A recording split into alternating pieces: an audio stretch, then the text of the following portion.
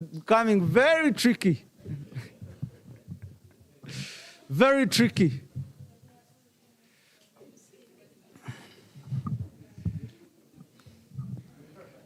How is this possible?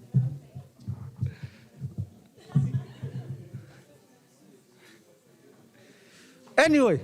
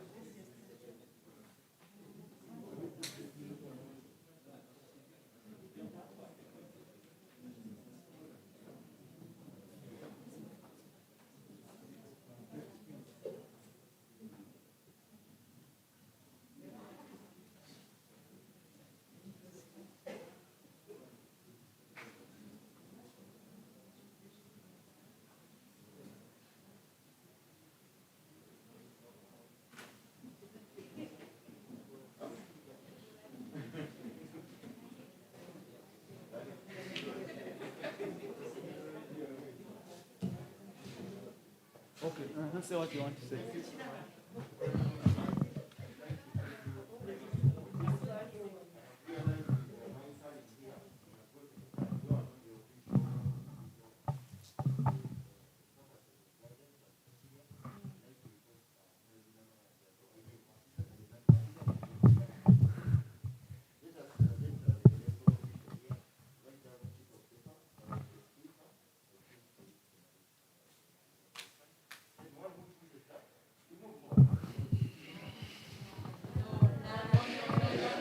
Order. Order in the house. Order in the house. Order in the house, please. Order in the house. That was his opinion, but it is not the opinion. It is not my opinion, but your opinion, but rather his opinion. Because he thinks we should adopt that way if we are to move forward. But we shall have to agree as a team. None of us is going to dictate who does what. We are going to agree. And the proposal that is on table as of now, we propose that we repeat the process. Thank you. Yes, this is done in many times. Unless we repeat this election, we shall not be able to come out with a conclusive.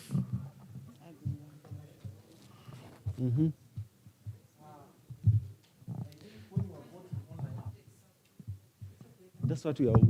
That is also an option. We have locked those who have dropped out because of internet.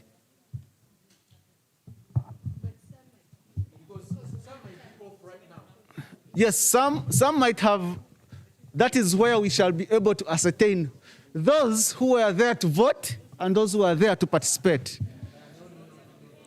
Another proposal is order in the house, please. Order in the house. Another proposal is we are going to allow the two candidates to engage in a conversation and agree.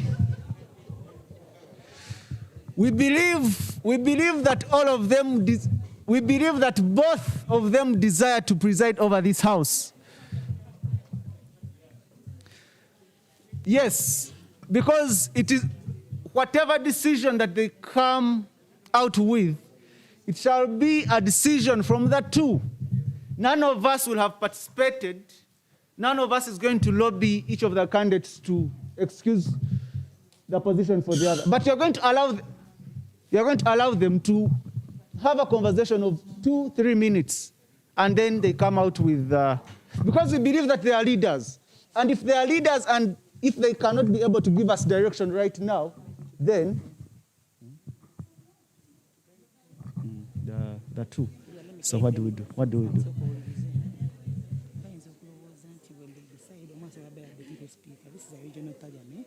You can't have a deputy. So before our two youth speakers go into an agreement or a discussion briefly for some 5 minutes, just want to let you know. Yes, is it very urgent?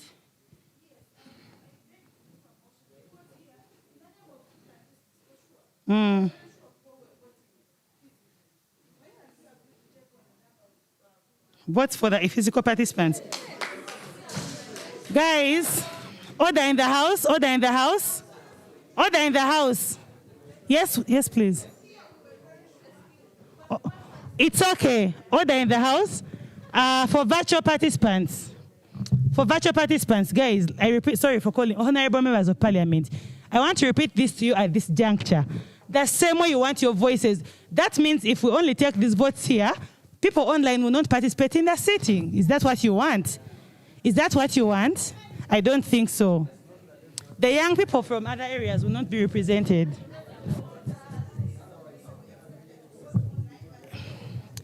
The statistics. Okay, let's do this. Thank you for your submission. I appreciate that's our opinion. It's very, very good. Can I say something before you inquire, please? 1 second.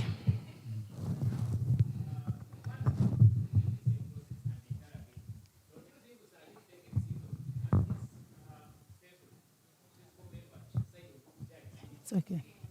That's okay. That's actually our suggestion as the electoral team. However, we are giving opportunity to Honorable Shubra and Honorable David to just discuss and see what they come up with. But as a team, we want a by-election for this to be sorted, whereby we are going to be having both physical and online participants voting. The online participants, maybe just to elaborate a little bit, we had 2 people representing you, one for Honorable Shubra and another for Honorable David. They were both there to witness what was happening with the polls, yeah? So they saw what happened, right? However, as our people are talking or are discussing, they should know that this is a regional youth parliament. Honorable Julius, this is very important for our two. Honorable Julius, this is very important for our speakers. Yeah, I request that they listen into what I'm just going to say a second.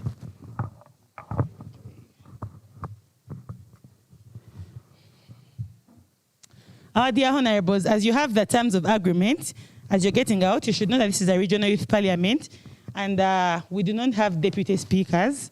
So we have to have 1 youth speaker and 2 clerks. So as you are agreeing, you should know that we do not have a position for a deputy speaker in the regional youth parliament. Thank you. Let's wait for that decision, and then we can see how to move forward. Thank you. Thank you very much, my colleague, Patricia. Yeah, I'm sure that the two candidates whom we believe that they're very good leaders shall be able to reach a consensus on how this house can proceed.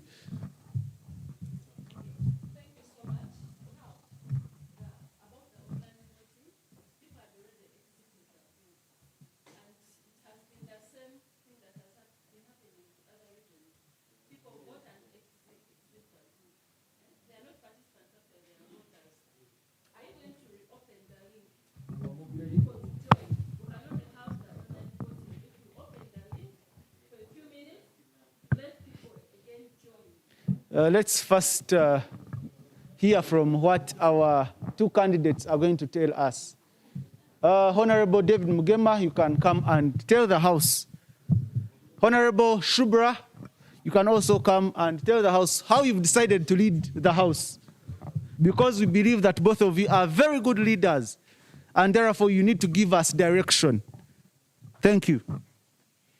You see, the rules of the game were not clear from the right moment we started, and you complained about that. You well know and you are very aware. Among you is an administrator that was campaigning for my honorable friend. I have evidence of that, 1. 2, you are aware of how I've been colliding with you about a particular candidate. You gave us a list of 20 people who have to participate today. I have seen 30 people today. You're dealing with online, which is never clear. You know people hack, you know people know IT. Why don't we respect the mandate and the voice of the people present? What if power goes off? What if OTT or something happens?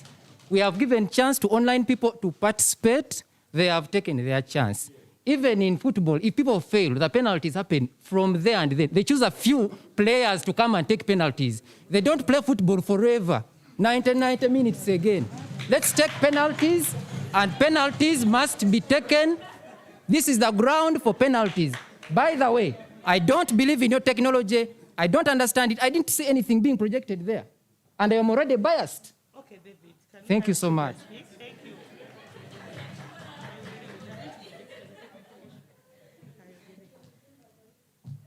Ladies and gentlemen, when we have non-youth members of parliament and the motion is moved for them to use pads or iPads in session, they will go against it because technology is not their thing. However, as a young person, I agree with technology because that's it. It's upon us. We are in the 4th industrial revolution. As such, I'd love to thank the people online as well as the people here for vesting their confidence in me. I also thank the people who have seen some hope in Mr. Mujema as a leader. Ladies and gentlemen, it's surely a tie which goes to show that we have half people believing in us as leaders. When I spoke to Mr. Mujema, the first thing he told me was, I have to be speaker. So what deal will you take? No. In the retrospect, please follow. I think I have freedom of speech. I think I have freedom of speech. So don't patronize me. Okay? Nobody should patronize me. I have freedom of speech. And I have supporters out there who are waiting for me to make a decision. Okay? In the retrospect, I want to be speaker too because I believe in myself as a speaker. But that goes without saying that we cannot then say that people online should not vote. The idea behind this whole event and program is a participatory democracy. If you dare say that it's only the physical people here who are supposed to vote, then I don't understand what it is that we're doing here. Youth are online, youth are on Twitter, youth are on TikTok, youth are on Snapchat, and youth have to make a decision. So in case Mr. Mugema is willing for us to share a space, I am willing to go for that. In case he's not, let's do a re-election, online and physical. Thank you. Honorable members of parliament. Order. Curfew. First of all, let's be mindful of time. Some are coming from Sembabule, Rengo, Nakaseke, everywhere. So we need to be mindful as you order, as we say this and that. Let's be mindful of curfew. People who have come from very far would like to go back. Would like to go back home on time. And the moment we waste time here, because I am going to give you time to speak. But the moment we waste time without coming out with a resolution, yet the sole purpose of this event was the sole purpose was for us to debate these issues. Yes. Yeah. So we're not taking any other opinions. You can put down your hands if you've... in regard with this topic, we are not taking any other opinions. Okay, the House, honorable members of parliament, can you please have order? Can you give her an opportunity to speak and then we can get to know what you guys are saying? Please, with utmost respect to our honorable members of parliament, with utmost respect, I'm requesting you. Can we have order? Thank you. Yeah, the reason why we invited you here is because you're youth leaders and you're more organized. Please note that so many people are watching how you are acting, and it will either affect your future or even today. So, partners have, since you people failed to agree, partners have decided in a consensus that we have a re-election, 1, to save time, 2, to uphold the initial vision of this place, which is democracy. So we're going to, Alvin is the online, we're going to relaunch online. Patricia is going to redistribute ballots.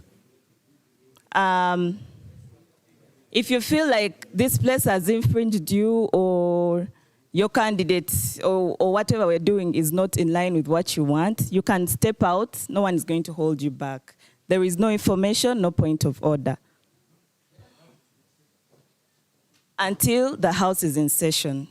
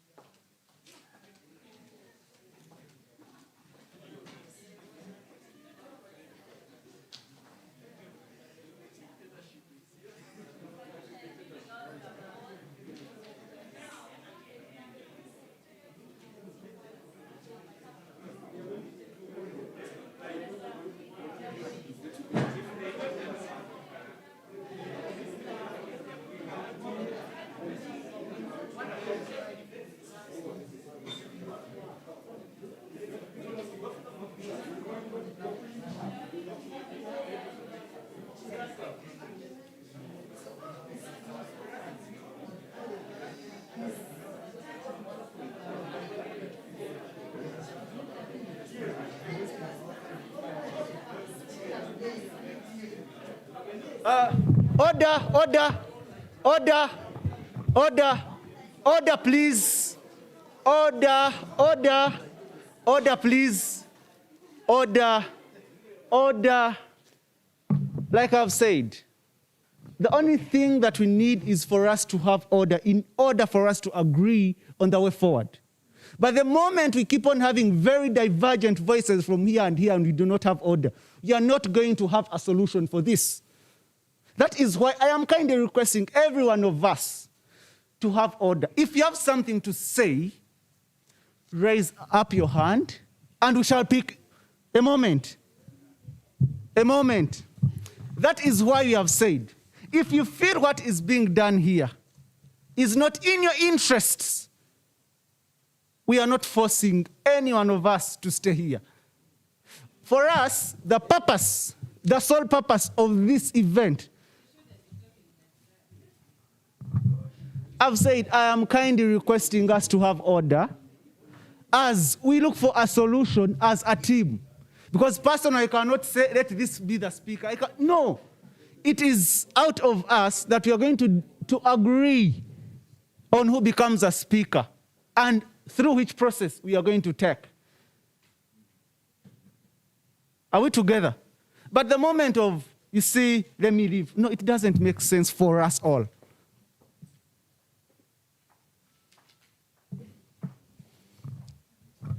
Kindly speak from where you are.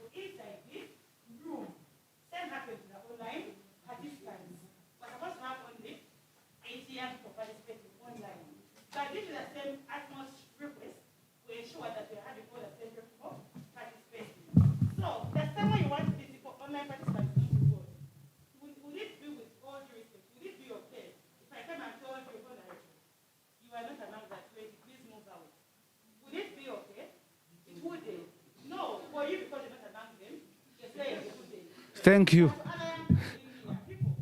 name is Maganda Patricia. I come from the Eastern region. Yeah, and I participated in the Eastern Parliament. I have not participated in this one today, however much I come from Kampala, because I know it's for the Central region. I can participate in it because I live in Kampala, but I've chosen not to participate. So, guys, honorables, I'm still talking, and we really have to mind about time. Are you all okay with people being pushed out right now, like 10 people? Who are going home? If you say yes, put that on hand. You want that people to get out. Yes, we did not want to reach that level. You are asking for your rights. It's the same when someone online wants to participate. You cannot say because they fail to get resources to accommodate them here just from Tembabu, from Masaka. That means that during the motion, they are not going to have a motion. We have a mover online. Does that mean the mover should be cancelled? Their voting was blocked when I was there. Their voting was blocked. Yes, okay. Yes, okay. Honorable members, Mr. Junior, listen. You the electoral commission and the organizers, I wonder, you are fighting so hard to push us, listen, to push us into something. For us, the members invited, but we participate. You are dying so and saying, no, this one is 3 years, this one is. For us, we are saying, no, let's do it our way. Because we are the house. We are saying, the honorable member said, my counterpart said, we rather share power with David or do a by-election. The fact that she even makes such a statement, she knows she didn't win this election. You get, I've reached out to almost 90% of the people here who are seated here. I've reached out to those people out there. You get, but since yesterday, we called Mr. Julius and told him we do not trust. This is central for God's sake. You're not going to give us a precedent for that in the north and the east. This is central, or we need to know that one. We know people do and manipulate this. No, I'm not moving a motion. It's a suggestion, not a suggestion. There are no seconders. Partners have said, since we cannot agree, we are going to nullify the selection and nullify the candidates, have renomination and a re-election. We are not expecting these candidates to come back.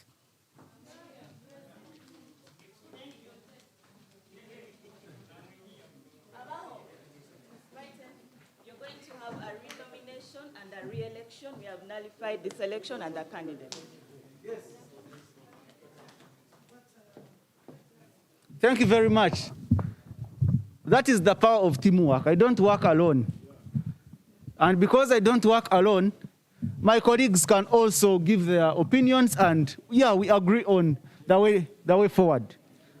Therefore, our way forward is one. Honorable members, the election has been nullified as communicated. And what we need to know is that Honorable Agnes Kirabo and Jacob Ayer would like to listen to what we are saying. Those very issues. She sits on the Uganda Parliamentary for Youth Affairs, Forum for Youth Affairs. The moment she does not take these issues, we are the ones that are losing. The moment when the Parliamentary Forum for Youth Affairs is sitting and she has not presented our issues because we are all into speakership, then we are the one to lose out. Yes, Emma.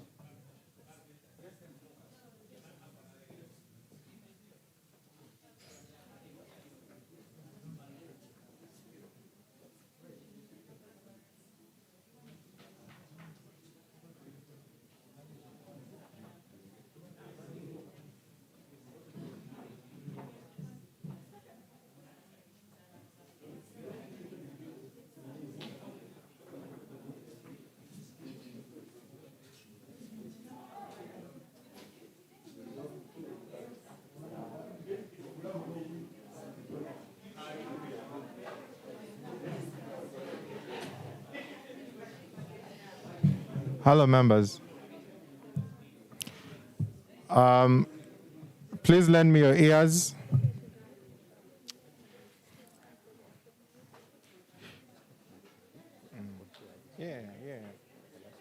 Yeah. So, I want to say a few words. Huh? We have been electing now for 40 minutes. We have not come here for election.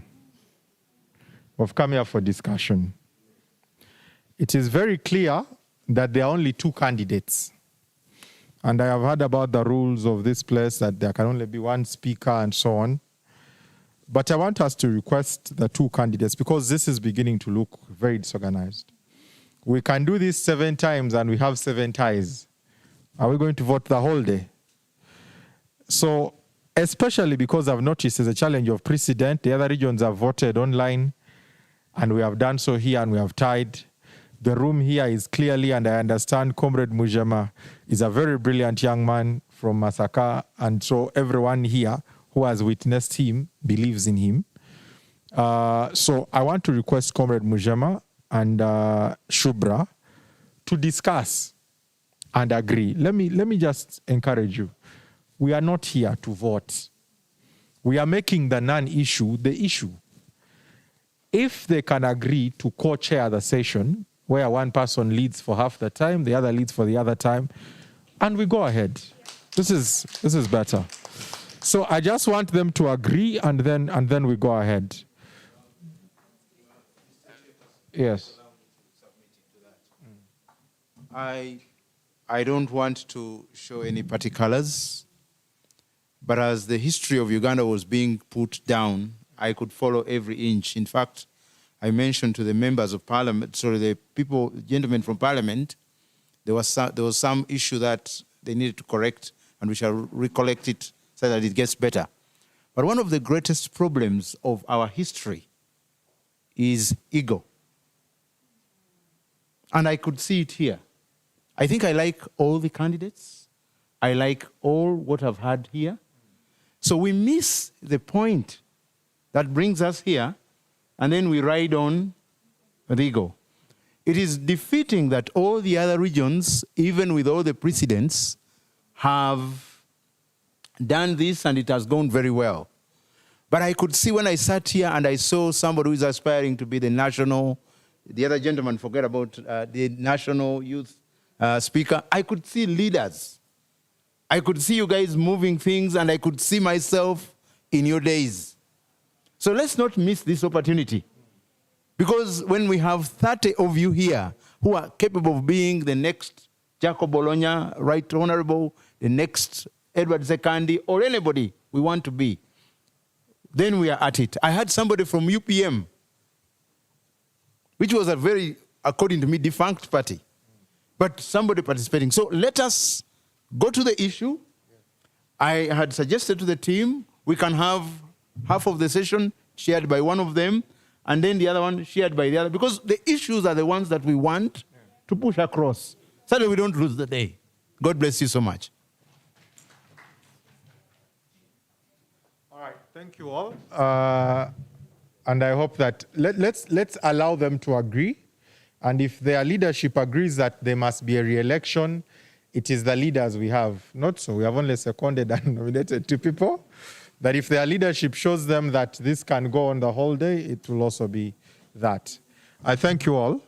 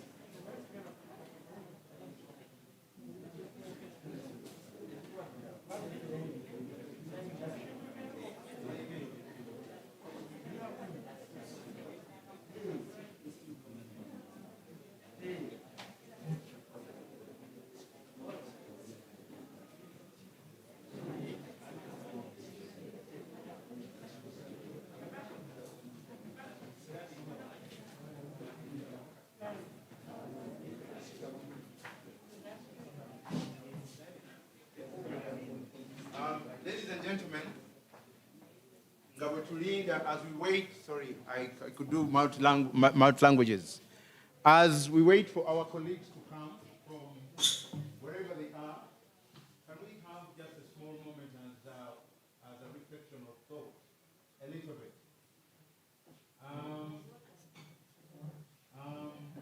Honorable members of Parliament, Honorable, just give us a few minutes to recollect ourselves a little bit.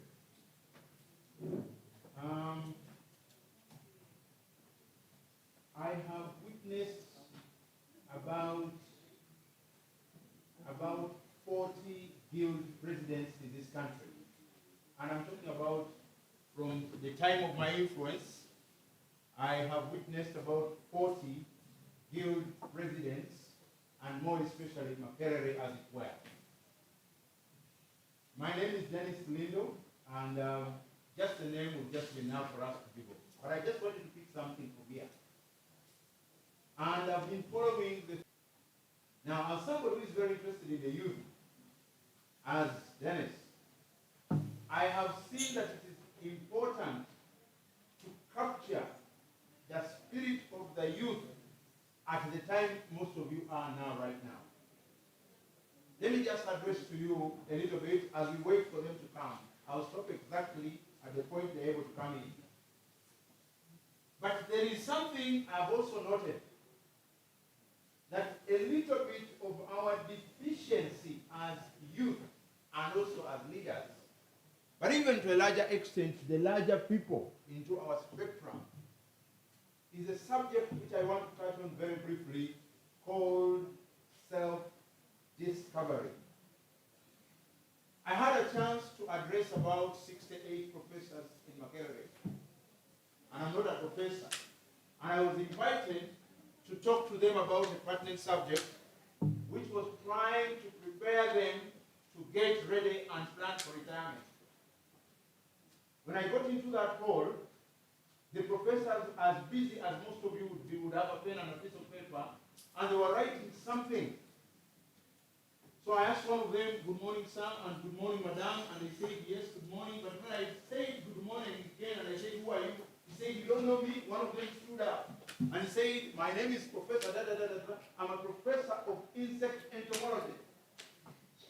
Then another one stood up and said, "I'm a professor of quantum physics." I had heard the word insect. I had not heard the word entomology. I had heard the word physics, and I had not heard the word quantum. So I asked the entomologist, "What is insect entomology all about?" And the group professor says, "I am glad to teach the rest of the other professors." 68 of them looking for retirement, and he says this, the following words. He says, "Insect entomology is the," now listen, members of parliament, "insect entomology is the study of all insects in their diversity." And he says, "I study when the insect is born, when the insect becomes a young adult, when it becomes an adult, when it marries, when it divorces and dies." He sits down. Then I asked him, "How many insects have you studied?" He says, "To my name, I have 100 insects. I've studied in that detail." Then I asked the other gentleman, "What is quantum physics all about?" He says, "I am going to be more brief than my entomologist professor." Now in that room, I didn't realize that every professor who stands actually knows a lot about their particular area of study than any other professor. In other words, professors read widely, am I communicating something? But they concentrate on a narrow aspect of whatever they read. So this guy says, "I'm going to be more brief than the entomologist. I study quantum physics." And he says in his narrative that quantum physics is the study of the physics of the universe. Now he says, "I teach professors who teach quantum physics." He sat down. So now I knew I was in the land of the learned. Many of them are usually lawyers who are learned. But these guys were really learned. I told them, my question was, who are you? Not what you study. And the moment I mentioned that, the whole room went silent, and you could feel a pin on a carpet falling, because professors, in their level of knowledge and understanding,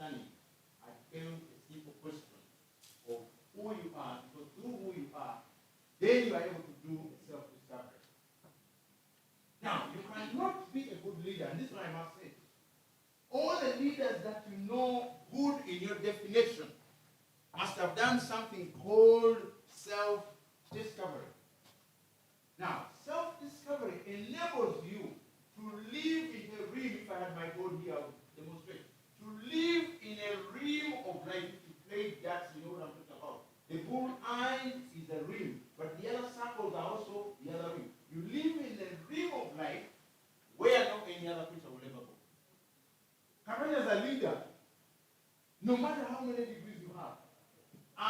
Since you come from Uganda, let me try to find it a little bit. Since you come from Uganda or from Central, the people in which you speak the things testify. I'm using some words here. When you testify, it means you internalize and then you process quickly, and then when you formalize and you process quickly, you make a decision. The people you speak with are going to undegree you, if I may choose the word here. You stand on a podium and remember, am I communicating? And they have jiggers in their pockets, in their feet. So you must be careful to know who you are. Because when you know who you are, it doesn't matter how much you speak to people. People are able to testify and get to know, this is our leader. And when you know who you are, it doesn't mean that because you are ABCD, you are honorable somebody. No. You are intrinsically that somebody. The professors were not who I wanted to know about how many books they read. The professors were not about, and the question was not about the quantum physics. From a cell. What makes the difference between the youth training center now about? What makes the difference? You know what I'm saying? I'm just saying.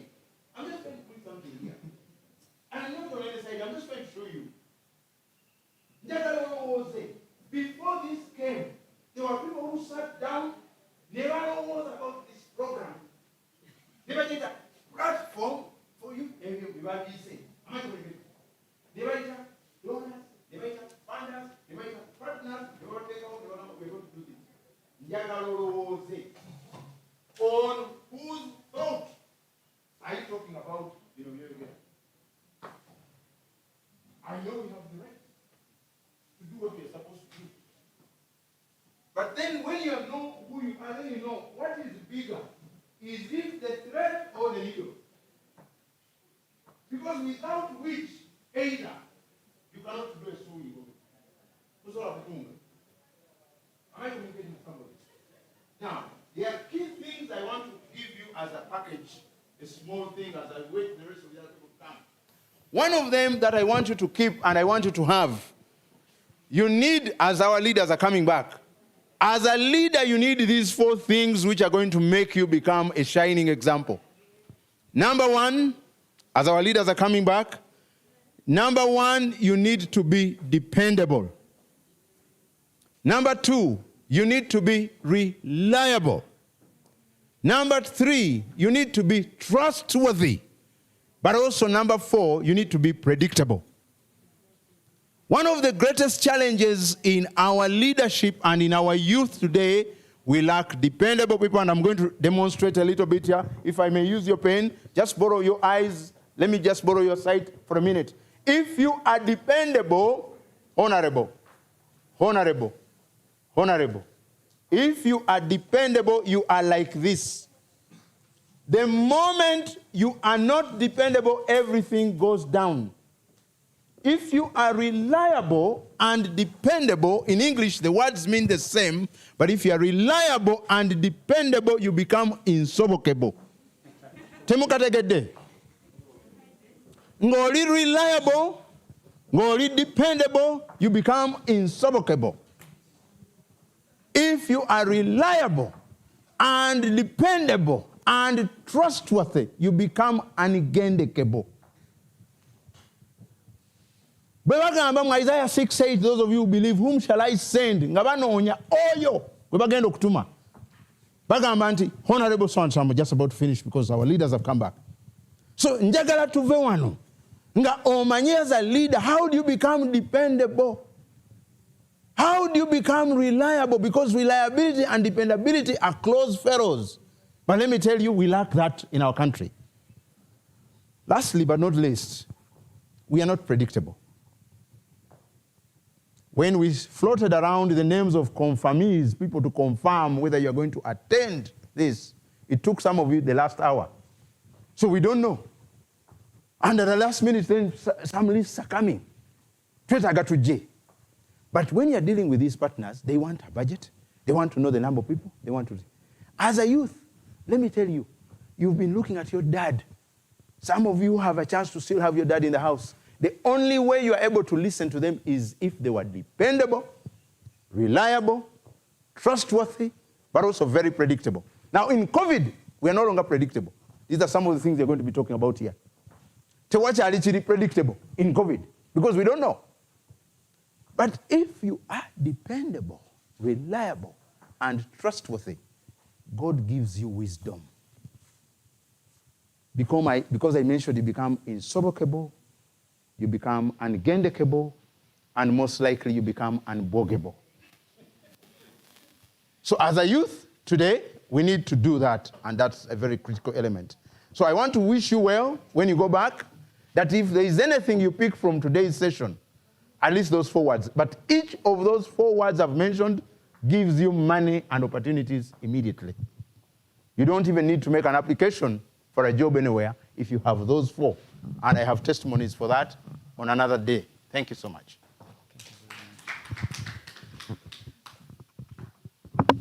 Thank you very much. That was one of the best presentations I've had this year.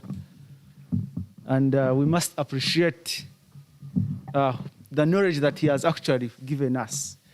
So right about now, we are going to allow our 2 candidates, because we believe that they have come to a conclusion on how, because we believe that they are leaders on how we should move forward. So we are going to give them an opportunity to speak to us for 1-2 minutes each.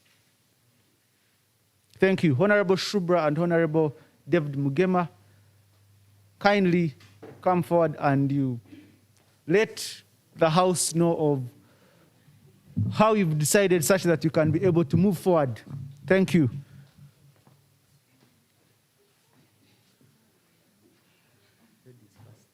Ladies first.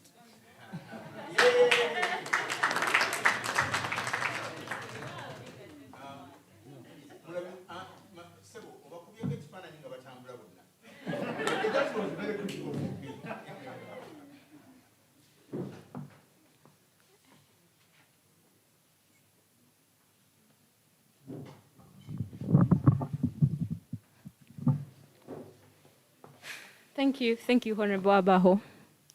Honorable members of the August House, I greet you once again. So I'm here with my newly acquired friend. Wow. And consensus ad idem has been reached. Just a few words from me. I think by virtue of the fact that there's been an 80 coming in from Mr. Mugema David, and an 80 coming in from my camp, it goes to show that we are both called leaders. Okay? Well, the reason as why there is strife in this country and the world at large is because many people do not know their part and lot in particular movements. When you don't know your part and lot in movements, you start stepping into other people's parts and lots. And as such, you start to fight. The reason we are here, David and I, is because we are leaders. And as such, we have decided to co-chair this session. Thank you for vesting your confidence in us. People on Zoom, I love you all. I respect you all. Thank you. Ladies and gentlemen, once again, I'm David Mugema.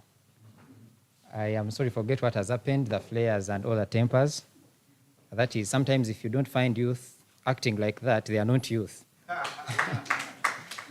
However, for the sake of peace, hard decisions must be taken.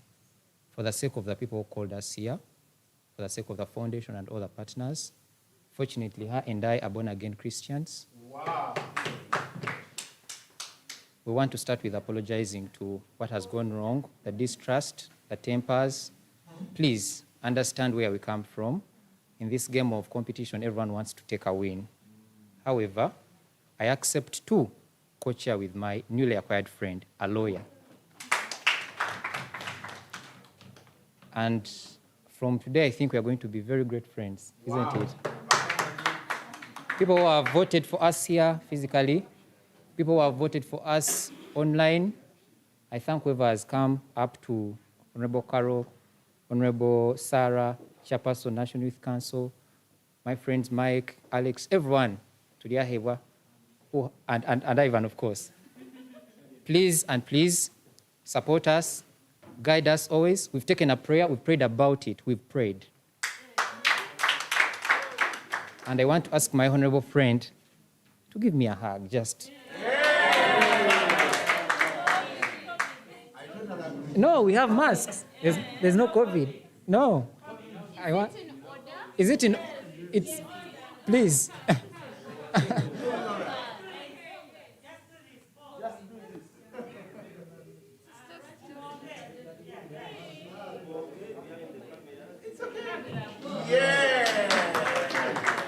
Thank you so much. God bless you so much. Thank you very much. That's exactly what I said. They are great leaders. And therefore, they have come to an agreement on how we should proceed. You see, if they are not leaders, they wouldn't have actually come to an agreement. But because they are leaders, they have actually agreed. So how we are going to proceed, we are going to have the first, since they have agreed to co-chair, we are going to have the first speaker preside over 2 motions. There we are going to suspend the House, and then we shall have another speaker preside over the House, where members shall be debating 1 motion, and then thereby adjourn and we close the session. So right about now, what you're going to do is that we are going to have them dress up. After dressing up, they come, they take oath. After taking oath, we shall convene as a house, and they shall preside over. And thereafter, you shall not see me again. Thank you.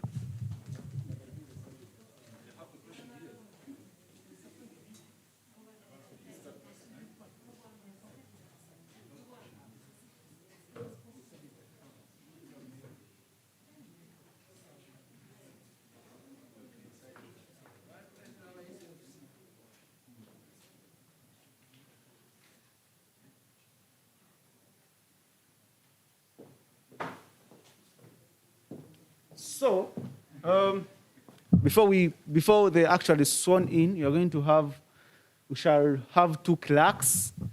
And the practice has always been, from other regions, we would have the people who have lost for the position of speaker become clerks. But in this particular one, some people have already expressed the intention or the interest to volunteer and become clerks for the House, and as well as Sergeant at Arms.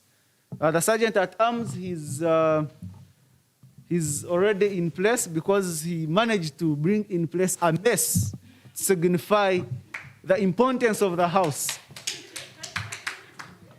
And because he took that initiative to have the mess in place, he becomes our Sergeant at Arms. We have 2 colleagues. One has already notified that he would like to volunteer, and we shall have another one, specifically a lady. Honorable Solomon Musoke had expressed his interest, because most of the times the clerks, they are not voted for. They are appointed by the speaker. Are you aware of that? Yeah, so, but because here we are not that we are usurping the powers of the speaker, but because we'd like all of us to contribute. Because all of us who came here, we are leaders. And therefore we can be able, because we do not give the speaker the powers to say, what if they are their friends? But we'd like to have all of us contribute something. So Honorable Musoke, and probably a lady who is willing to volunteer. And the roles of the clerks are clear. To guide the speaker, take note of the proceedings, and after the session, they will come and read for us the resolutions from the debates that have ensued the session. Are we together?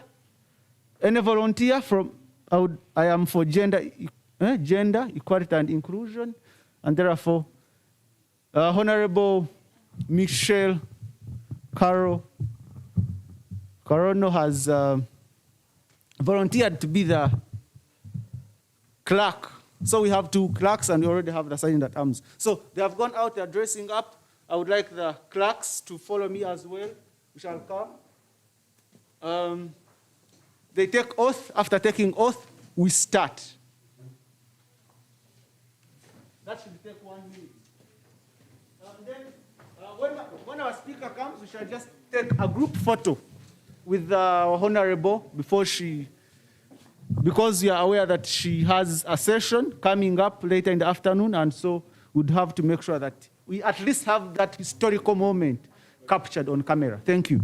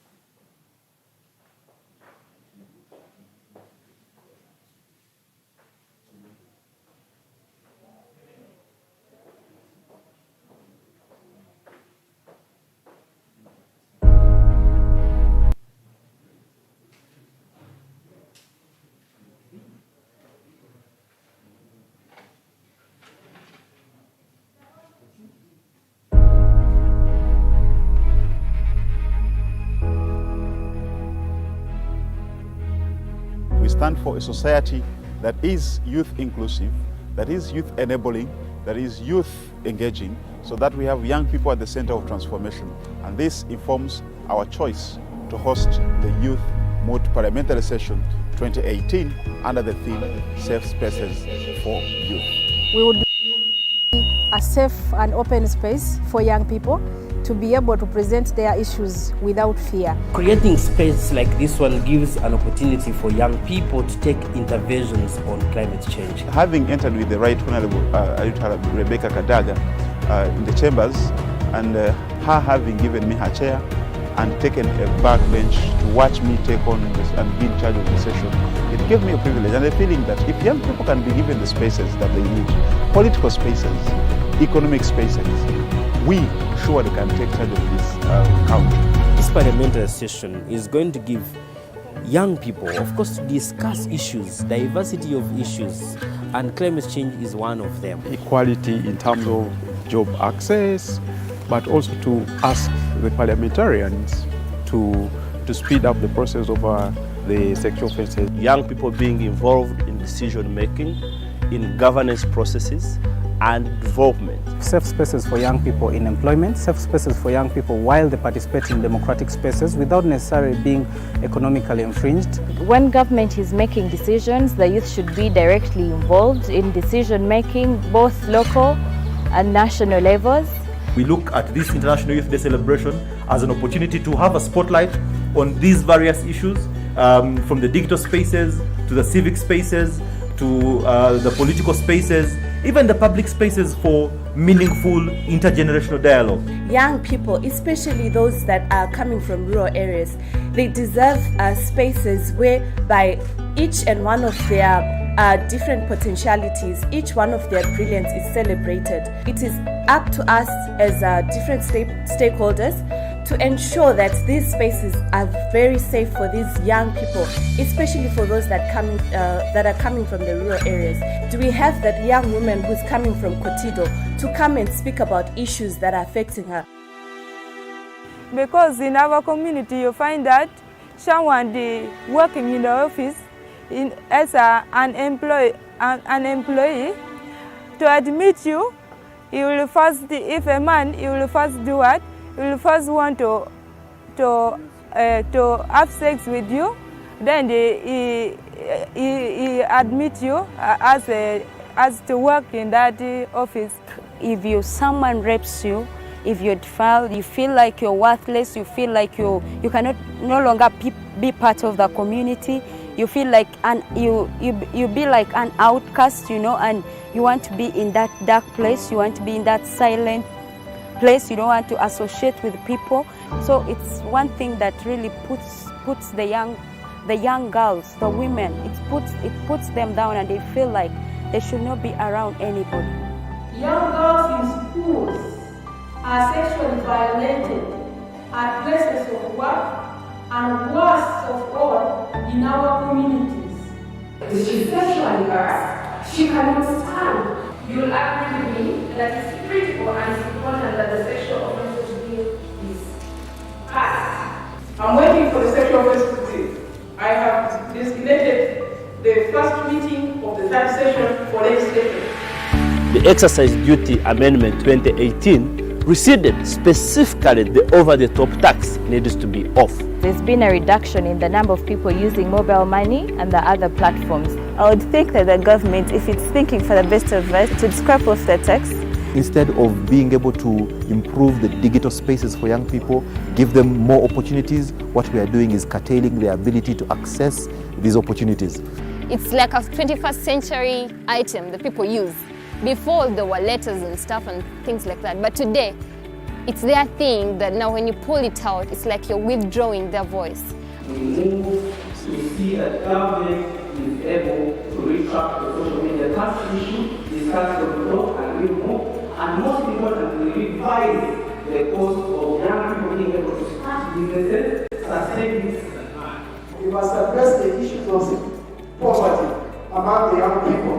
It is on this point that I move a motion suggesting that the Ministry of Gender and Labour and Social Development, in conjunction with the Minimum Wages Advisory Board, implement and enforce a statutory minimum wage that will reduce the 80% reported law and ecosystem pay among youths in Uganda. The cost of starting a business in Uganda, where does a young person get 1 million? The cost of doing business, and also the bureaucracy.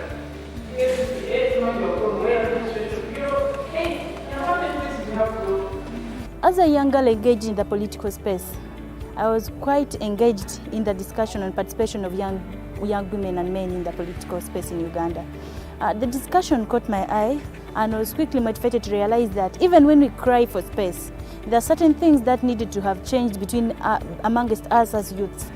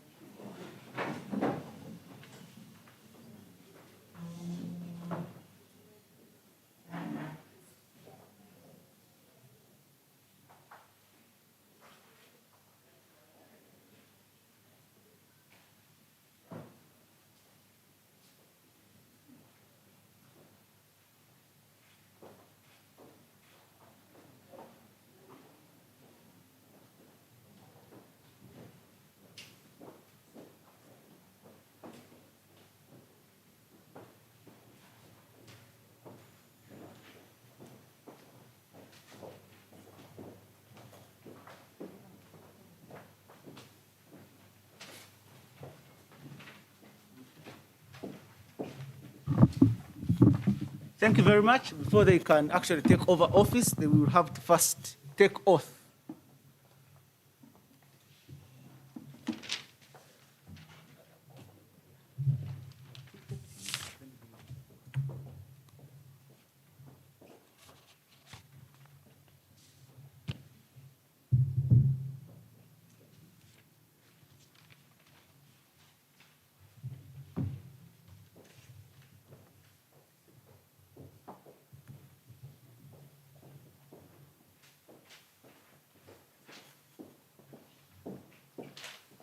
Very much. It would be very inappropriate if they took their seats without taking oath of office.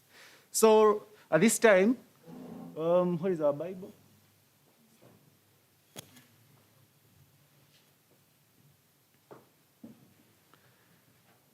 Yes. They're going to take oath each in person for purposes of this sitting.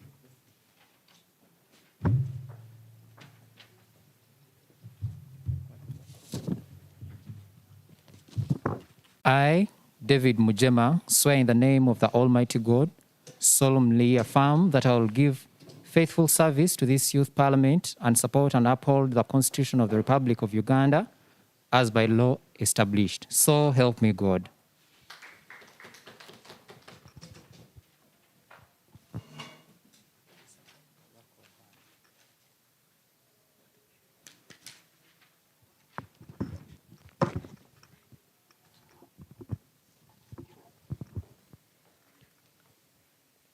I, Naiga Shubra Kasozi, swear in the name of the Almighty God, solemnly affirm that I will give faithful service to this youth parliament and support and uphold this Constitution of the Republic of Uganda as by law established. So help me God. Thank you very much. And thereafter, the Speaker shall take over the House. I'm no longer in charge.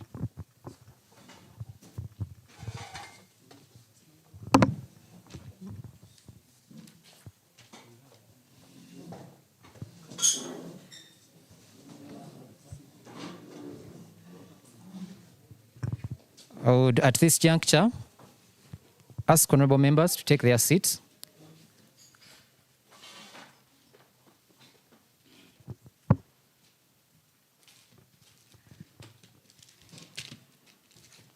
Ladies and gentlemen, I officially welcome you to the session, and the House is sitting at this right juncture, both physically and honorable members who are observing us virtually or online. Without wasting much time, allow me call the mover of the first motion I am certain all of us have the order paper. However, the clerk is going to read for us the motion, and we shall thereafter receive the mover of this motion. I thank you. First on the order paper is motion on the impact of school closures on young people's education trajectory and career planning.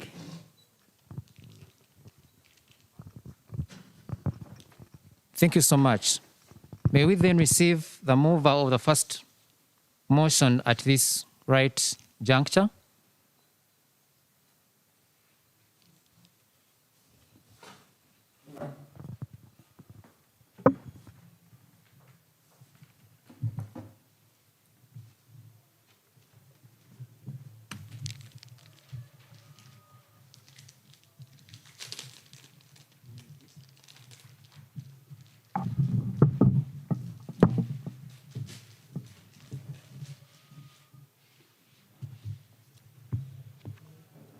The Right Honourable Speaker, the Right Honourable Speakers,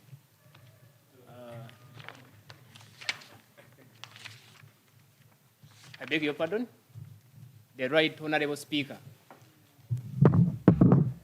of the Central Youth Parliament, the Right Honourable Rose Namanja Foundation, the Faraja Africa Foundation, the Central Region Youth Member of Parliament, Honorable Agnes, the National Youth Council Chairperson, Mr. Eyeru Jacob, honorable members present, and those ones online. I greet you.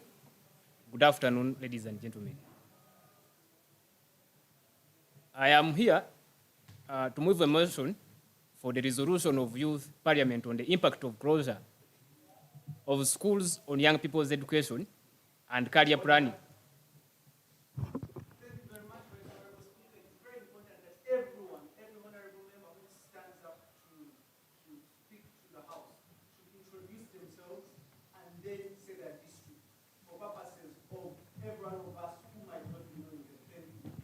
Thank you so much. My name is Honorable Lameka Matsko. I come from Sembabule. I'm a member of the District Youth Council, and I'm a member of this house. I'm here to move a motion for the resolution of Youth Parliament on the impact of closure of schools on young people's education, career planning, and declaration for recommendation for strategic reopening of schools. Ladies and gentlemen, dear honorable members,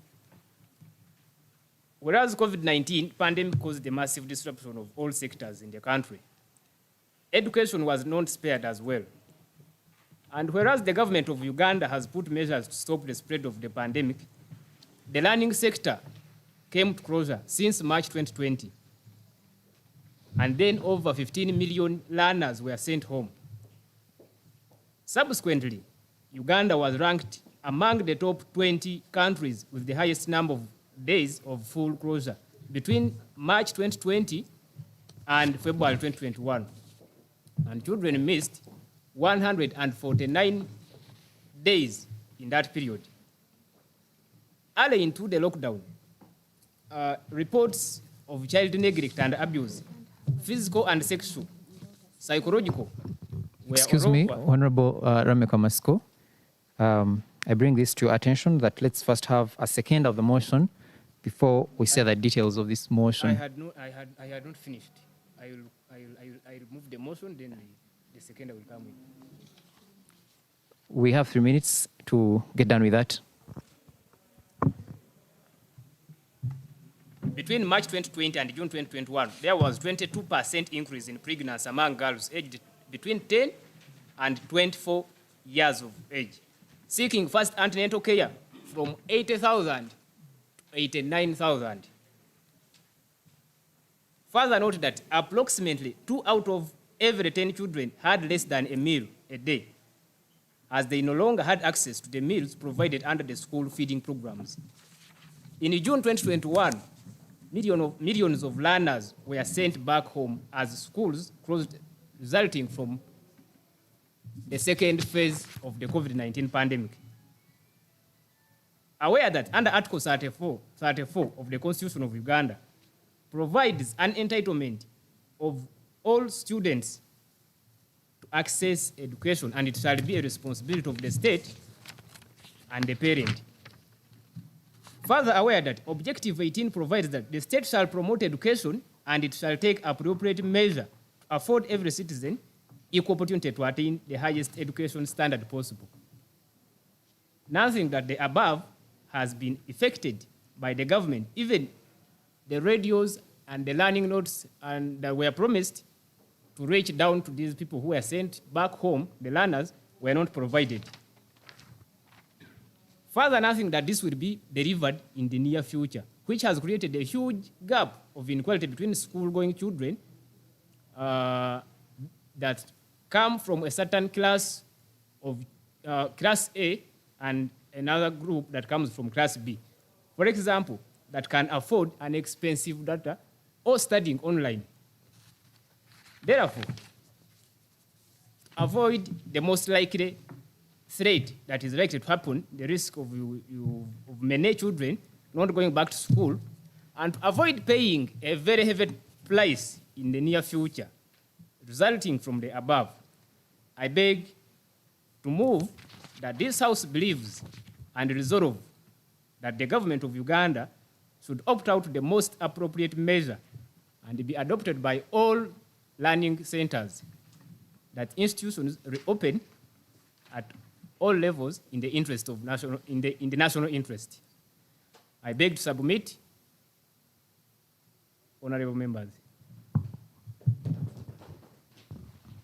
Thank you so much, Honorable Lameka Matsko. At this juncture, may we have the second of the motion? We have 3 minutes to do almost everything in particular.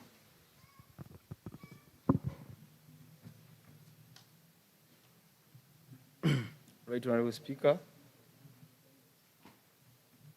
Protocol observed. Since education is a pertinent sector in our country, it is equally prudent for us as young people to discuss about it. Honorable members, before you, Mrs. Mike Mugarura from Gomba, a district youth leader and a member of this Honorable August House today. Honorable members, it is, like I've said, it is prudent for us to discuss about education. Since COVID outbreak, education was one of the institutions in which we are locked to avoid the spread of COVID-19 because the whole world was shocked by the pandemic. We were hit badly as Uganda, and our young sisters and our brothers were poorly affected, as schools being the source of knowledge and wisdom, as well as it is source of income to other people. So its closure has badly affected the country. Right, members, allow me second the motion on behalf of the August House that the government does whatever it takes, running from other countries in the region, to open. Honorable member, can we have the justification from the mover of this motion?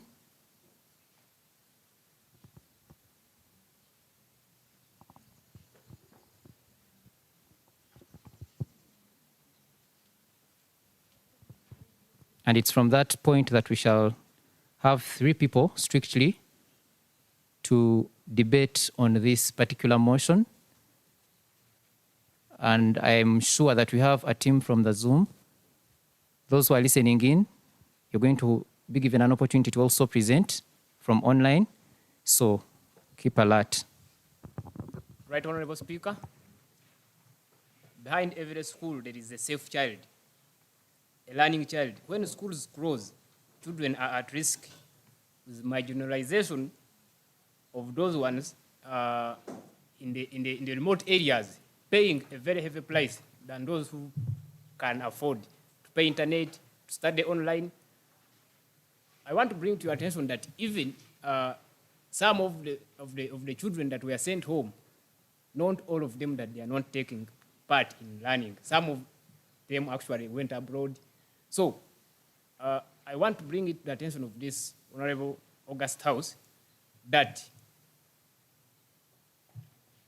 we resolve that the government should open the learning institutions in the immediate possible ways so that the future of the young people and the future of this country is secured.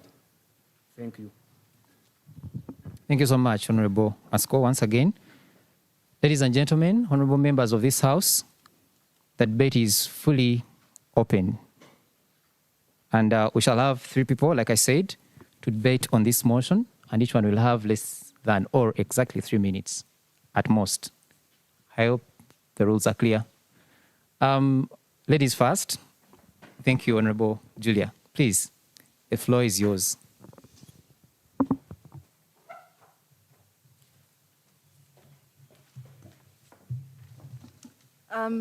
Thank you, Right Honorable Speaker and the honorable members in the August House.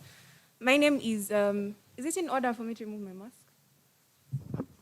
For the sake of COVID, please leave it on. It is justified for the government to consider opening of schools as per the justification given by the previous honorable member of the August House. Why? Because about everything that is going on, we see that even when the government chooses to prioritize vaccination of students and teachers, it would be much more feasible and applicable if schools were open, because we would have this section of the people in specific areas, so the government would target them in when the students and teachers are in one kind of environment. And also, there are very many evils that have come with the closure of schools, the teenage pregnancies. Fine, as we look at handling how we get to have these teenage girls go back to school even after giving birth, one of the ways to deter us from having more or increased cases of teenage pregnancies is to have these schools open. Because like earlier stated, schools are playing a very big role as far as keeping the girl child away from the very many vices of sexual manipulation and violence. To go on, the government should consider, we have most of these institutions studying online, which is one of the systems the government has advocated for in this course as far as education is concerned. And yet again, we have the newly introduced 14% internet tax that is also making it hard for the students to actually have access to continuously keep up with attaining this kind of education. If it is possible, we could have maybe the parliament or whoever is in charge to revise this tax, to either reduce it or to try and make sure there are other possible ways to help the students that are right now studying online and they're using data, because it is much more expensive. To go on, the government can also consider reducing on the tax that they put on private institutions. The private institutions right now are charging high tuition on students, not because they do not want to reduce, but as far as we have the existence of these taxes on these institutions, there is no way these institutions can put into consideration to waive the tuition for their students, even when they are studying online. Right Honorable Speaker, I would like to also notice that to bring it to the House that there are very many roles that not only the government can play, but other stakeholders in our country as far as making sure we adopt to the new normal that has been brought by COVID. And I would like to notice or to bring it to our attention that over the years, we've had some of the institutions try to make sure that students have access to the different online systems without paying data, which is not applicable unless these stakeholders are playing their role as far as this is concerned, because it is a bit of expensive. But as I conclude, I would like to implore the whole community and also bring it to the notice of this August House that we are living in a time where we students are thinking that education is not being prioritized by the government, because as we speak, there is not yet out a clear plan as far as reopening of schools is concerned. So we would like to have that, or from the relevant authorities. And lastly, I know and lastly, I just want to say that that the Education Ministry can consider very many options to allow reopening and students to go back to school. Among the very many ways, we can consider the shifts. The Education Ministry has over time considered only essential students, which has created a big gap of students, very many students not knowing when exactly they will ever report back, like those in P5 and other classes. But we would like to implore them to consider shifts, and shifts would, in this case, make it easier for classes, more than one class or more than the classes that have been considered earlier, to go back to school. Other than that, I beg to rest my case. Thank you. Thank you. Thank you. You've taken advantage being the first speaker on this debate. However, we strictly remind you to catch time. We had a hand here. This is a second debater, and then we shall have, wow, there are two hands, but we had, but since it's the first motion, we're going to have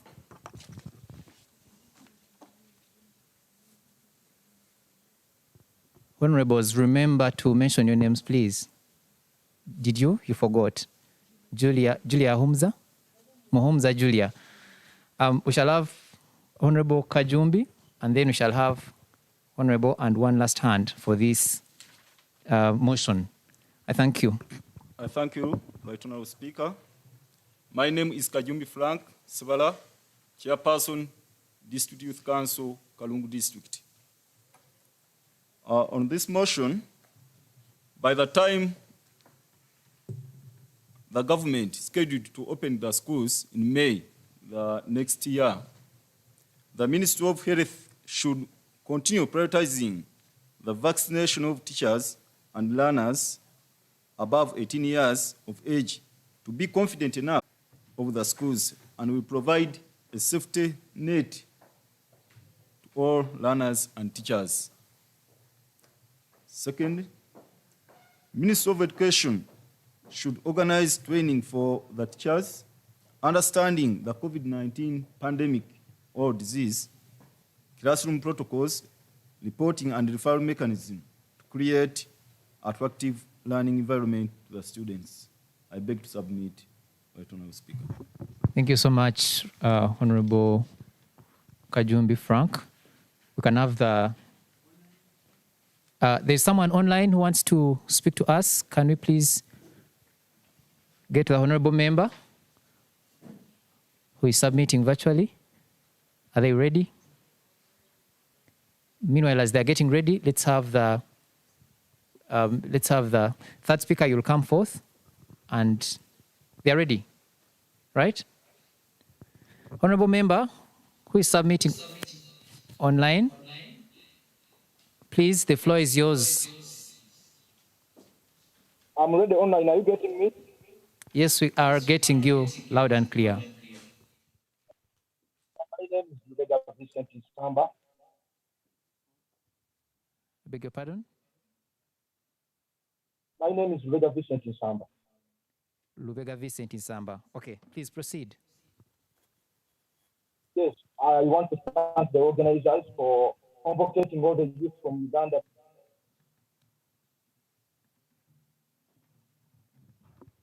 Honorable member, are you there? Honorable member, we shall proceed with the speaker attending physically here, the honorable member, and I think if we reconnect, we are going to get back to at least two members who are submitting virtually. The floor is yours, sir. All right, thank you so much, Right Honorable Speaker, for this opportunity to make my contribution to this particular motion. And in my view, Right Honorable Speaker and honorable colleagues, the question at hand is really a question of a CBA. As a nation, we need to do a cost-benefit analysis. Honorable, the name. Oh, my apologies, Right Honorable Speaker. My name is Howard Mwesigwa from Kampala here. Yes, so on the CBA, honorable colleagues, we need to do a cost-benefit analysis. What is, firstly, the cost of keeping schools closed? Secondly, what's the cost of reopening these schools? Once we have that conversation, then we're able to weigh what can we bear best. Because the idea is when we have children at home or students or pupils at home, we are protecting them. But are we really protecting them? Because the question then is, are students safer in school or safer outside school, right? So when we have this conversation and this discourse, we get to understand where exactly should we be basing our discourse on. And in my view, Right Honourable Speaker, I think we need to reopen schools. Why? Because the cost of reopening schools is much less or is lesser than the cost of keeping schools closed. On the second facet, how do we then proceed in this circumstance? Because this is the new normal. Are we going to keep schools closed forever? Because the students who have been home for 2 years, they're forgetting which class they're in. How do we salvage them, right? So we need to do a CBA. Ultimately, I think we need to benchmark on states. It could be fallacious to probably benchmark on European states, but we could benchmark on African states that have chosen to reopen schools. What measures have they put in place? For instance, we have Kenya here. Recently, all their students reported to school. How did they do it? We're facing the same pandemic. Whereas here, we are keeping all schools closed, and proceeding like, there's no more education in this country. And yet, the future of the young people in this country is fundamentally oscillating around education. Without education, the future of this country is in shambles, and we need to pay attention to it. So the final one is really on the fallacious bit or on the fallacy of online learning. Because we assume that the penetration of internet has gone across the country, and the question of accessibility and affordability. All that is not working out. So that leaves us with only one alternative, and that is to reopen schools. Why? Because the cost of keeping these schools closed is much higher, is hefty, compared to the cost of reopening these schools. Right Honourable Speaker, I beg to submit. Thank you so much. Thank you so much, Honourable Member. Can we have the fourth speaker? The fourth Honourable Member, the floor is yours. Anyone online in the moment? We are in this together. I remind all of us, both online and physical participants. Any signals there? Let's proceed with the Honourable Member. Thank you so much, Right Honourable Speaker.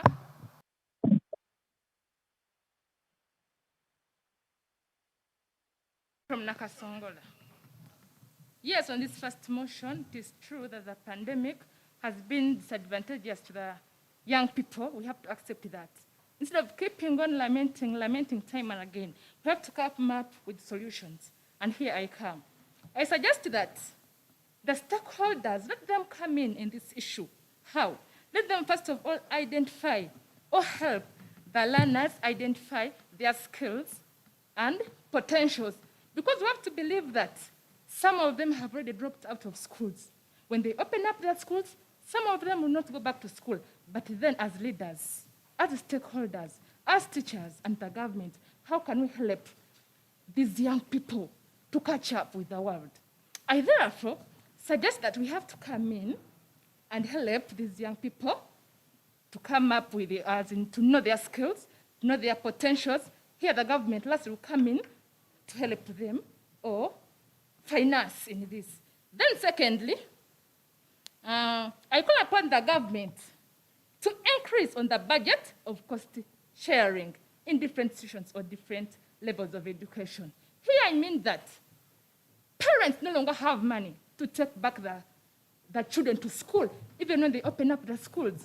So here I come saying that the government is coming to different institutions, primary, secondary, and universities, even the tertiary institutions, to reduce, to increase on the cost of sharing so that parents can be able to afford some little money top up on what the government has issued to these institutions. I can take an instance here. Come to Nakasongola, because I come from Nakasongola. You find that tuition is too high. We've got to one technical institution or one vocational institution, and that is Sassia Technical or Vocational Learning. Here you find that in the whole district, we've got to one. What does it mean? Young people have to travel long distances to come and attain knowledge, to come and attain schools in this one vocational training school. Therefore, parents have got no money. I therefore call upon the government to construct more vocational training centers so so that these young people cannot travel long distances. Because if the distances are too long, it will need these young people to come nearer to these vocational schools. What does it mean? More funding, they will need more money to rent houses, which money is not there. Therefore, briefly, those are my points. I'm sorry, lastly, I call upon the government to increase on its monitoring of schools. Monitoring is there, but for sure it is lacking. When it is there, I'm sure that learners will move on with their studies. Thank you so much. Thank you so much, Honorable Juliet from Nakasongola. Ladies and gentlemen, at this right moment, I call upon the mover of the motion to come and make a prayer. Unless we have any online submissions, please. Do we have any?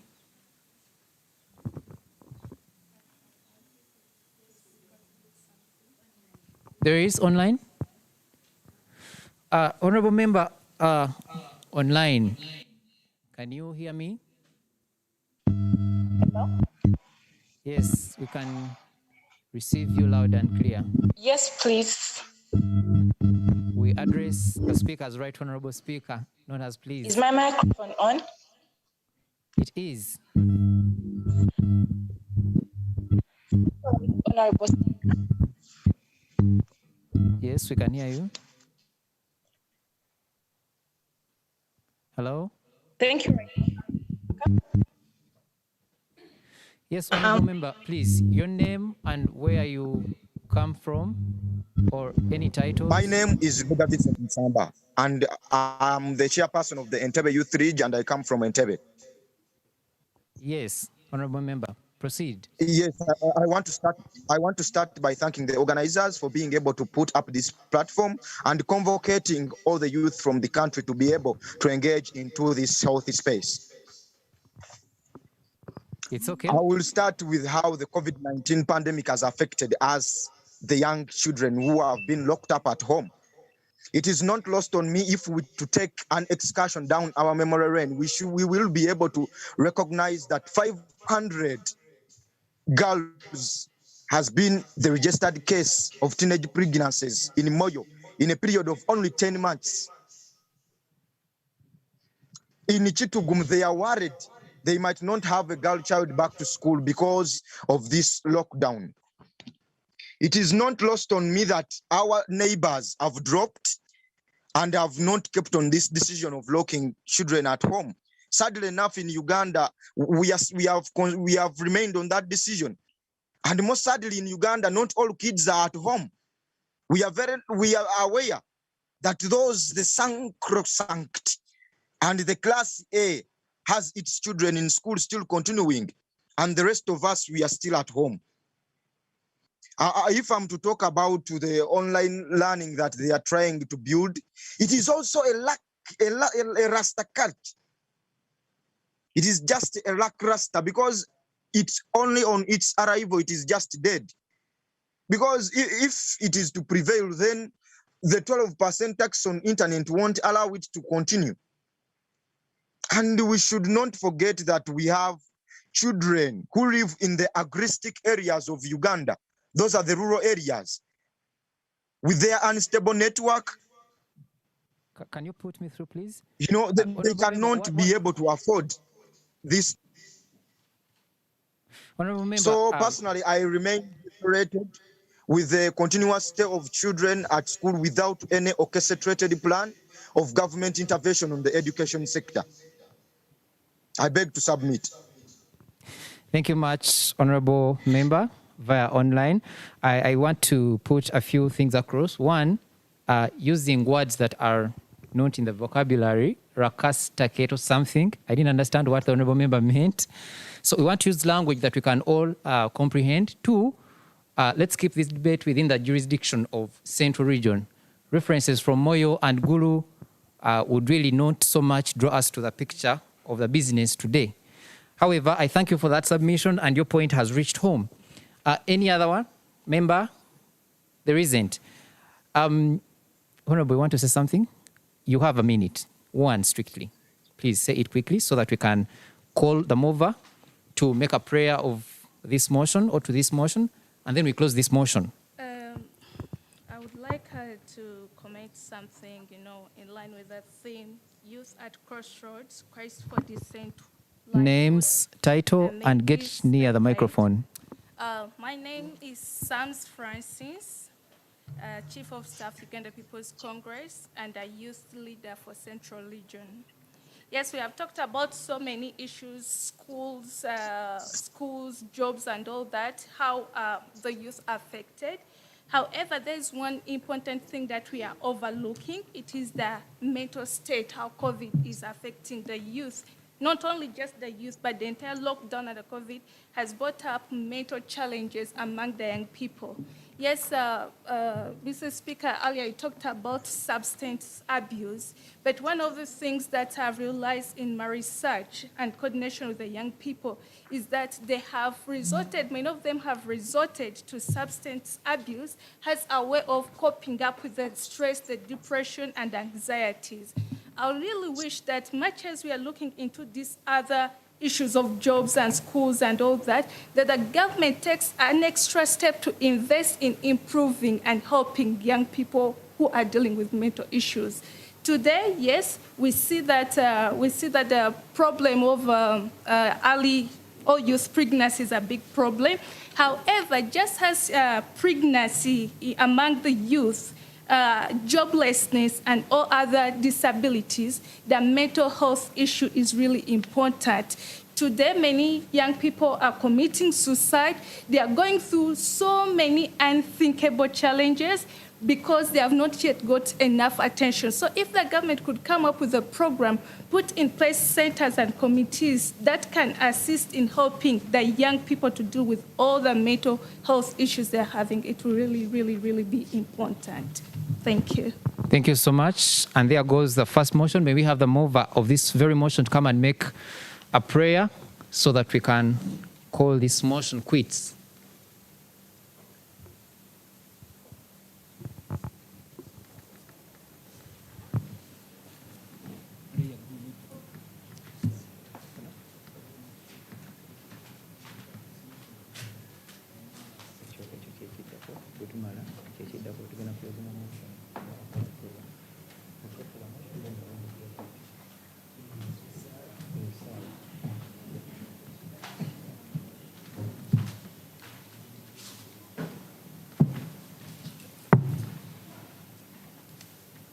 The Right Honorable Speaker,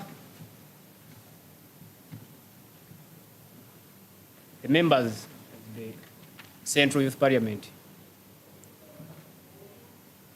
I thank you for submitting in very fundamental deliberations concerning the learning of the young people at home, concerning the future of this country. My prayer is that this House resolves all our recommendations through the Right Honorable Speaker, that the government considers them and takes note as a voice of young people from the many voiceless people who are seated at home in the villages, in Gobia Mgenyi, where I come from in Zimbabwe. I request that we believe we will have done our part as young people. Thank you. Thank you so much, Honorable Rameka Matsko.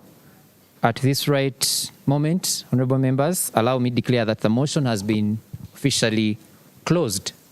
And the next session is to vote for the motion or against the motion. And I want to bring to your attention that we won't be clapping, we won't be standing, neither raise hands. We will all just say aye for those who are voting for the motion, or say nay to those voting no to the motion. And then we shall declare which group has taken the motion. So, honorable members, we are voting for the motion right now. Those voting in favor of the motion, I hope I was heard clearly as saying aye, and those voting against the motion or not in favor of the motion as saying nay. So may I see those voting in favor of the motion? Louder. And those saying, voting against the motion? Not a chance, not any. Should I get convinced that there isn't any person? Therefore, honorable members of this parliament, those in favor of the motion have taken it. I thank you so much.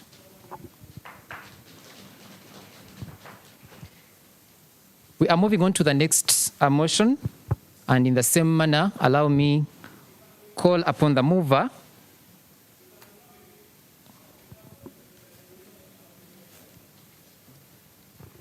I beg your pardon. May I have the clerk to read the motion? Then the mover will come in.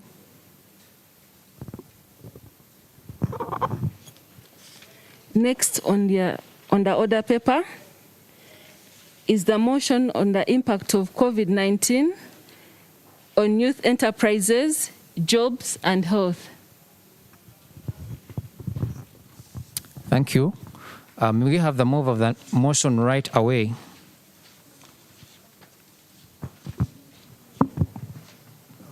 Thank you, Right Honorable Speaker. I would request the Sergeant at Arms to help me distribute this document because this is exactly what I'm going to present for easy follow-up. And maybe we are not going to be able to read through this, but when you go through, maybe you can have an idea of what I'm going to present. Honorable members, I'm Ibrahim Kazibwe, Wakiso District Youth Councillor, and I'm here to move a motion on the impact of COVID-19 on youth enterprises, jobs, and health. Honorable Speaker, sir, I would love to bring to your attention that there is no clear statistics on youth business enterprises in the country.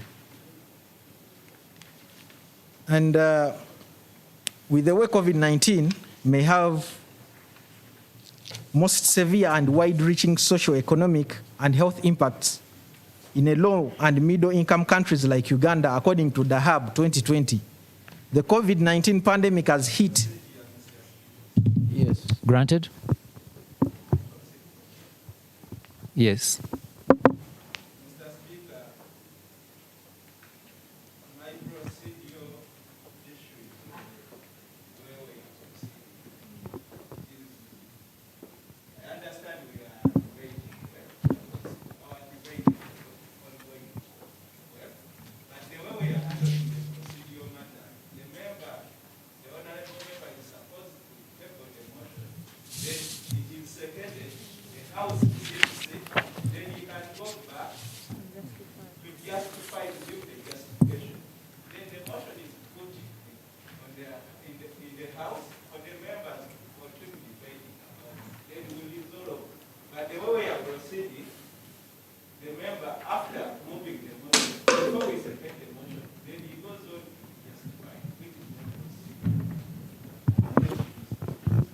Thank you so much, Honorable Member Busulwa.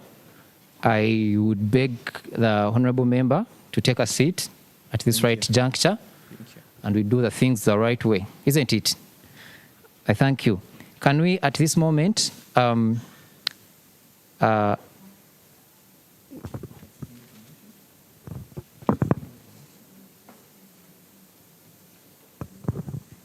second of this motion, please show up.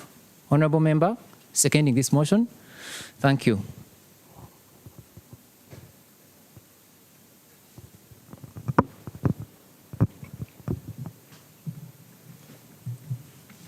Thanks, Honorable Speaker. I'm by names Ovulwam Alex from Okono. I stand here without wasting much time.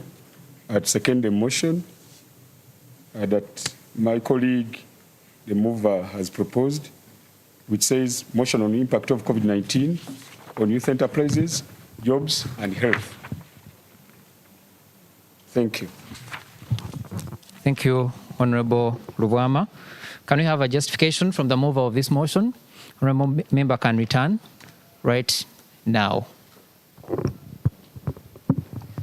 Thank you, Honorable Speaker, sir.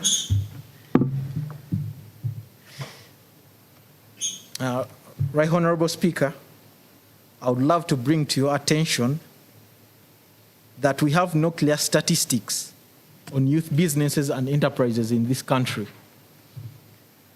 The COVID-19 pandemic may have the most severe and wide-reaching social, economic, and health impacts in low and middle-income countries like Uganda.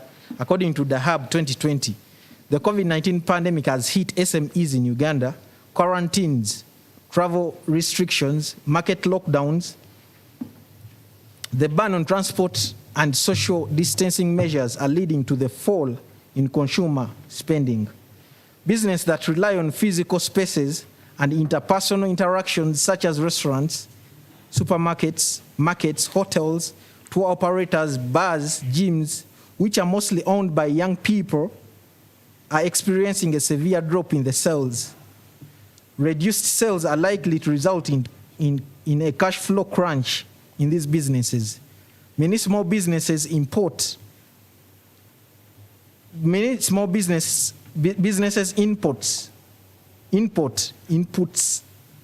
all products for sale from China. These have suffered shortages.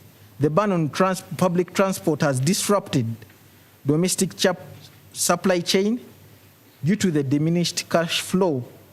Many businesses are struggling to pay their employees and meet their other financial obligations. Moreover, the heightened uncertainty is leading to a reduction in the access to credit as a financial institution are less sure of the business. Honorable Speaker, sir, according to the findings, we have realized that the factory closures in China have resulted, because China is Uganda's most or major trading partner, and if it affects COVID-19, the effects of COVID-19 are more felt in Uganda. With China having shut down its manufacturing centers and ports are closed, these have been resultant decrease in demand for Uganda's commodities. Importers in China canceled orders from Uganda due to port closures. As a result, reduction in consumption. Honorable Speaker, sir, as we all know, and I first explained this, that when you go to the Bureau of Statistics, we don't have clear statistics when it comes to youth businesses.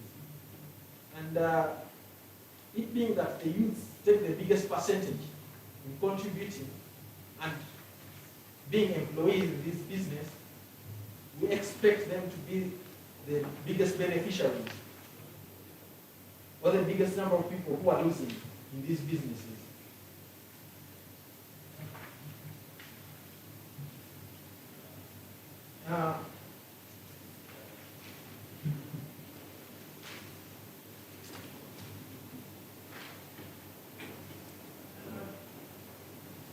Honorable Speaker, sir, with the microeconomic impacts and the impact on cross-border trade, we have seen a decrease in the businesses and enterprises led by youth in Uganda.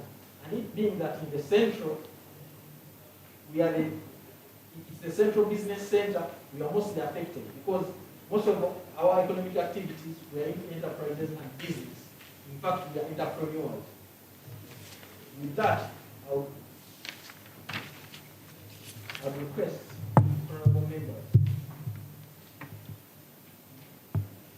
to adopt this motion.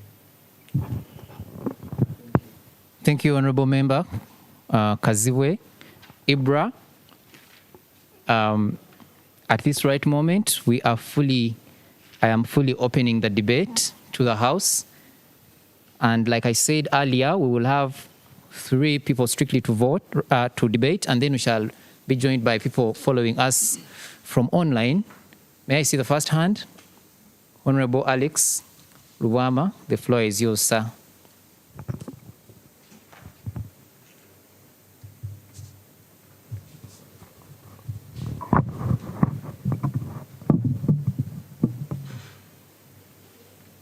Thanks, Honorable Speaker and the entire House.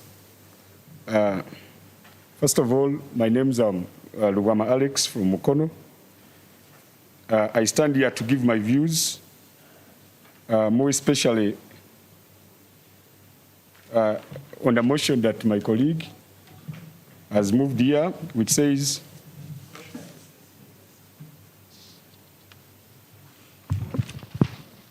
yes, Honorable Member.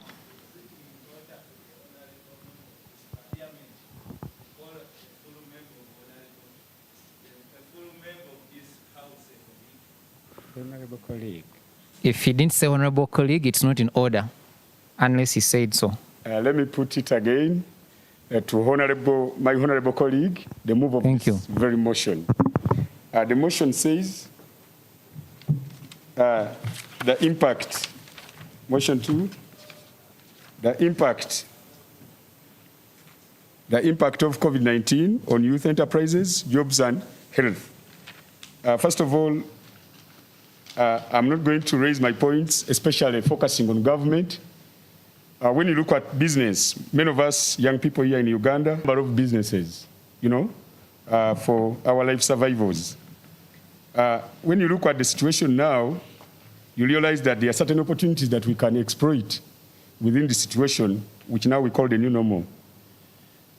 We, as, first of all, youth leaders and all stakeholders in this country, we must encourage our young people to embrace the system of e-trade. Let me talk about this, because this system, first of all, it is too cheap. It is a system which is different from this ordinary business of renting, which is expensive, hence leveraging on technology to maximize profits. Or you look, when you do business, especially like, let me say, online, you won't have that, that money or those resources that you have to put in renting the place where you are doing the business. So we must encourage our young people to to look into that direction. Secondly, when you look at this, there is a report, the recent rapid survey on business by the Economic Policy Research Center in Uganda reveals that 3/4 of the surveyed businesses have laid off employees. This implies that a given percentage of our young people are now unemployed. And still, even when you look at the side of government, you may realize that there are no spaces to employ all of us. So what we have to advise them, Honorable Speaker, that they are, like, especially young people in urban centers. Let me give an example. For me, I'm a farmer in my area, but I have a big place in Mukono where I do my farming. But there are those who are within the urban centers, whereby you can do that so-called urban farming, whereby you can even grow tomatoes, you can do poultry, tomatoes in sacks. So where is the advantage of that?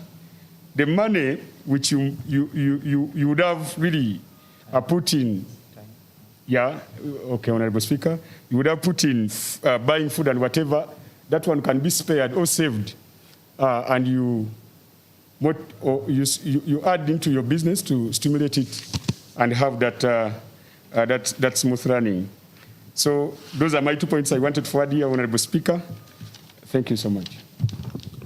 Thank you so much, Honorable Member.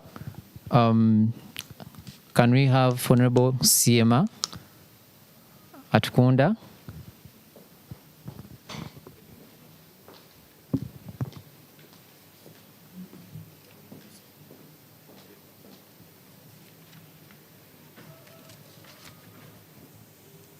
Thank you, Right Honorable Speaker.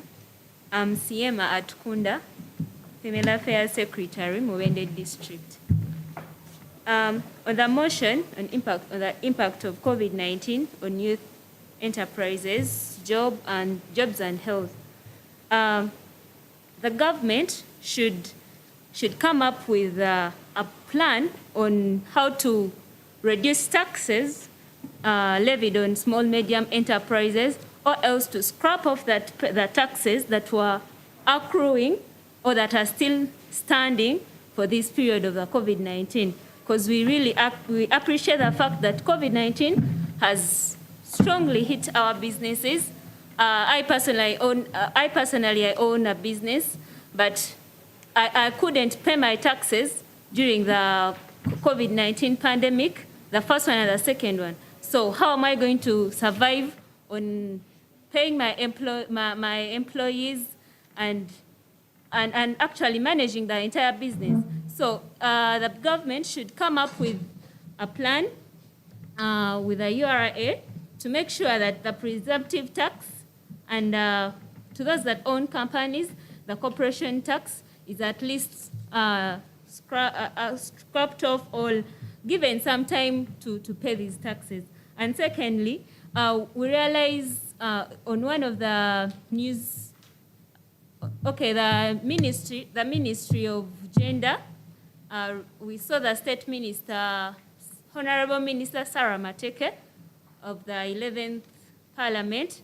She came up, we saw an approval of an amount around shillings 162 billion that was meant to help the youth come out of this pandemic, to support their businesses. So how I wish this government comes out and support these businesses with capital or some capital to boost them up to come from these to solve the effects caused by the COVID-19 pandemic in their businesses, because this money is there, and we really want this Central Youth Parliament to pass this motion, and we see that the government comes out with some funding for the youth-led enterprises to see that they can survive in this period of COVID-19. Thank you. Thank you so much, Honorable Siema Tukunda. Did you say where you come from? Mubende, Female Affairs. I'm seeing a hand. Honorable Rameka.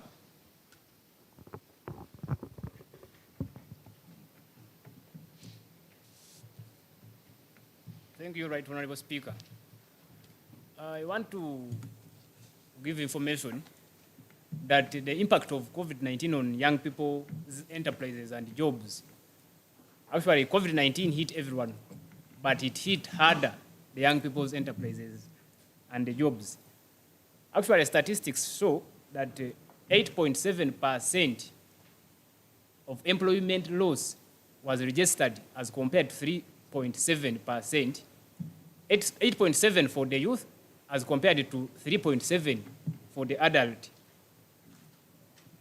Whereas the government of Uganda has, through many social programs, to support young people, there is a need also to physically and have a genuine discussion about this.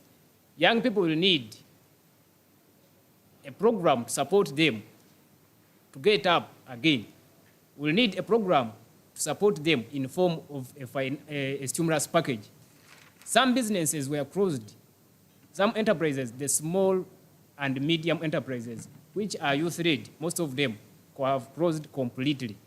And these people have no hopes of standing again to move. The government has brought programs like the Myoga. The Myoga is a program which they think is supporting young people to do their businesses again. The fact is, these programs needs a youth who has saved some money to access and benefit from a certain program. For example, if you are to get like 3 million from a Myoga circle of your constituency, you will need so that these young people can get a chance to stand again and sail through. We know that the future of Uganda, because Uganda is one of the leading countries in the world with the highest number of young people. So if we don't carefully understand these programs and we think that they are supporting young people, for example, the revolving funds of the Myoga, you are required to use it and pay in the period of 4 months. In the 4 months, you will not have done a business and paid back the money. So even the period of the fund, I request that should be revisited and an appropriate action be taken. Thank you very much. Thank you, Honorable Lamek. One last hand, but you have 1 minute. Yes.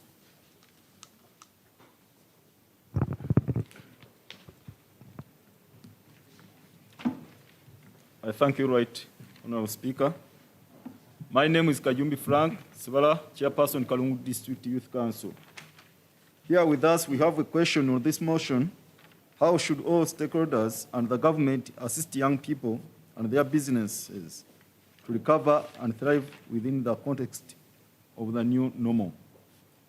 For me, I would suggest the government should establish a functional system platform to connect youth entrepreneurs to policymakers, finance institutions, mentors, knowledge, and markets.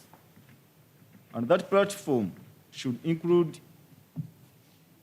National Youth Council leaders or chairperson of the National Youth Council and youth member of parliament for better assessment of the youth enterprises. I beg to submit, Right Honorable Speaker. Thank you so much. Do we have anyone from online? Are we participating virtually? Anyone? There is? Can we have that person quickly and we move to the next item?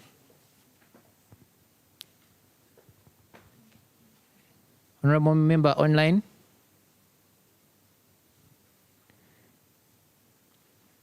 As the mover of this very motion prepares to appear again, we make a prayer for this motion.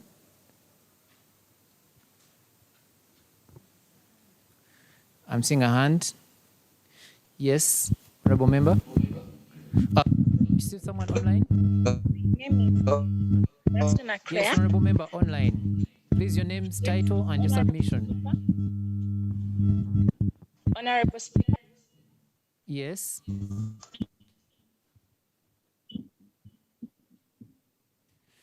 We can hear you. Yes. Please proceed. We can hear you. Yes. Name and Hello. yes, please go on. Yes, this is. Thank you, Honorable Speaker. All right. Can we proceed, please? Yes. Name and title. I think we are failing to really connect. That's quite unfortunate. Yes, honorable member. Thank you, Mr. Speaker. Mr. Mike Mgarura from Gomba. Mr. Speaker, I would like to beg the government of Uganda to come up with a solution. You know, when COVID hit Uganda, many businesses were locked down, and most of young people who had ventured in many businesses were badly affected. Many had acquired loan from several banks, but unfortunately, the government didn't come out with any solution about the loans which were acquired. First of all, their businesses were locked down. They were no longer working, but the banks never ceased or never rescheduled their loans. They kept on counting the interest, and later, many of young people lost the security that they had put there. Still, many of we young people, like we are in business, we are renting. But the landlords continued counting even the months when we were locked down. The government never come out or never intervened to neutralize the situation. The landlords were still counting and they are still demanding their money. Yet at the same time, we are not working. So I beg the government to liaise with the banks and the landlords so that we can get on our feet and move smoothly when the businesses are opened and we are back to normal. Thank you so much. Thank you so much, Honorable Mike. We hope the government has taken into account that. In the interest of time, I really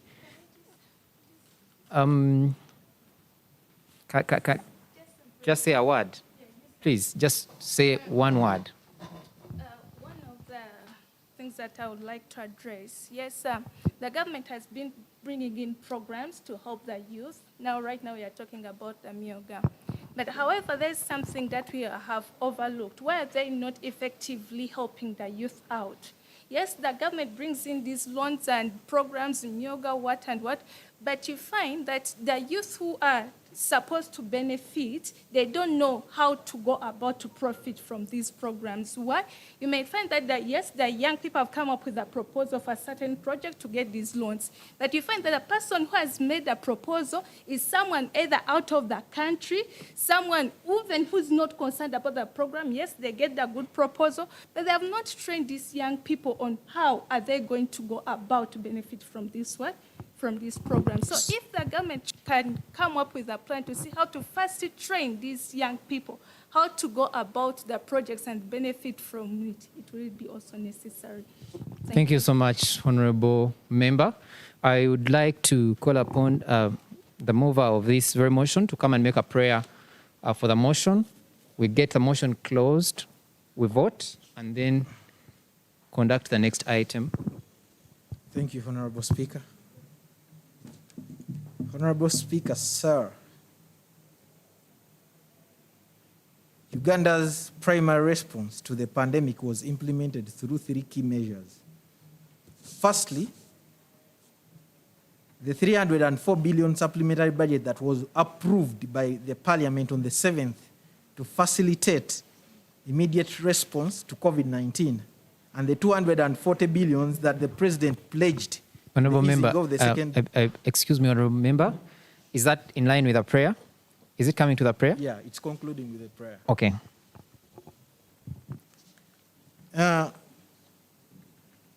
For which we think this wasn't enough. Honorable Speaker, sir, with the government restoring household incomes and safeguarding jobs, providing credit relief and supporting extension of credit, waiving limitation on restructuring of credit facilitations, increase in product capacity of the economy, putting tax relief on businesses, and addressing the limitations on the internet access, including the internet taxes and shutdown of different platforms like Facebook, which has limited the youths from doing their businesses. I pray this motion is passed by the honorable members. Thank you so much. Thank you so much, and the prayer is done. Allow me declare to the House and the honorable members at large that the motion is officially closed. We are voting on this motion right away. Like I told you, those who are accepting the motion are saying aye, and those who are objecting are saying nay. May I see those voting in favor of the motion? May I see those voting in favor of the motion? I said we are saying aye, and then those voting against the motion are saying nay. So may I see those voting in favor of the motion? Those voting against this motion? Seems there is none. Therefore, those in favor of the motion officially take it. Ladies and gentlemen, at this right moment, allow me to thank you for your participation. Honorable members that have given their submissions, those online and both online and physically. You've participated and you've contributed to this nation, and I believe government is capturing the minutes and taking into account the plight of the young people. I, at this right moment, once again, adjourn the sitting. I beg your pardon.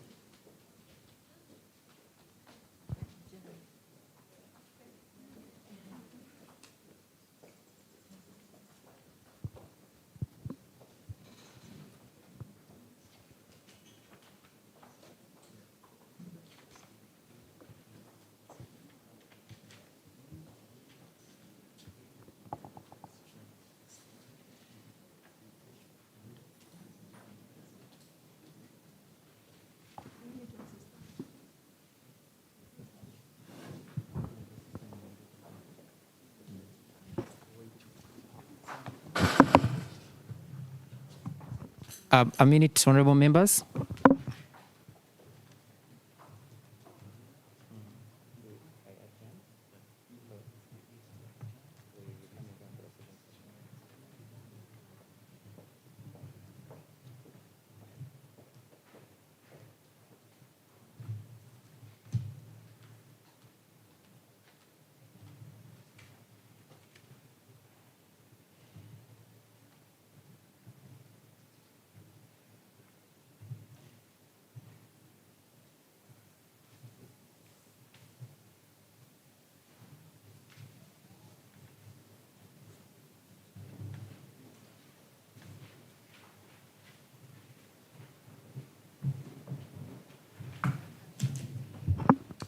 All right, honorable members, allow me adjourn this meeting right now.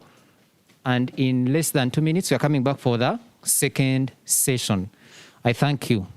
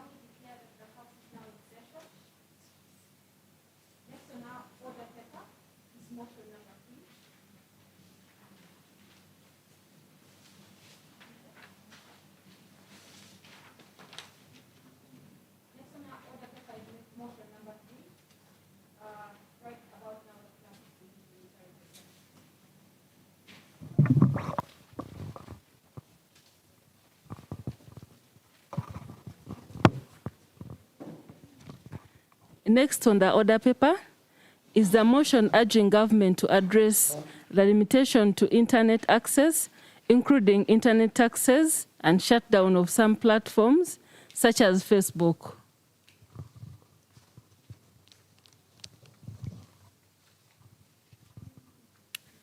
Thank you.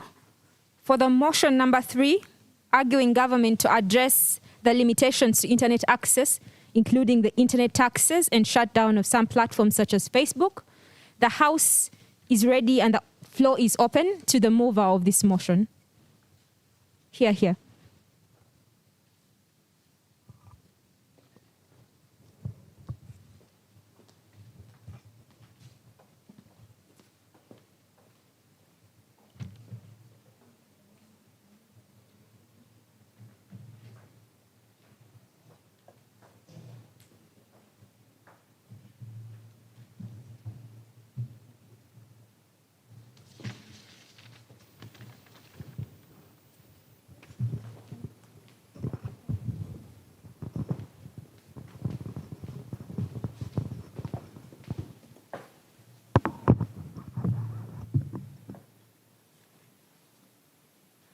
Thank you, Right Honorable Speaker. I'm Siema Atkunda, Female Affairs Secretary, Muwende District. I'm here to move the motion urging the government to address the limitations to internet access, including the internet taxes and shutdown of some platforms such as Facebook. Digital inclusion is the empowerment of individuals and society. Honorable Speaker. Yes, please. Thank you for moving the motion. Just right before you justify it, let us have the seconder of the motion. Thank you. Seconder of the motion, the floor is yours.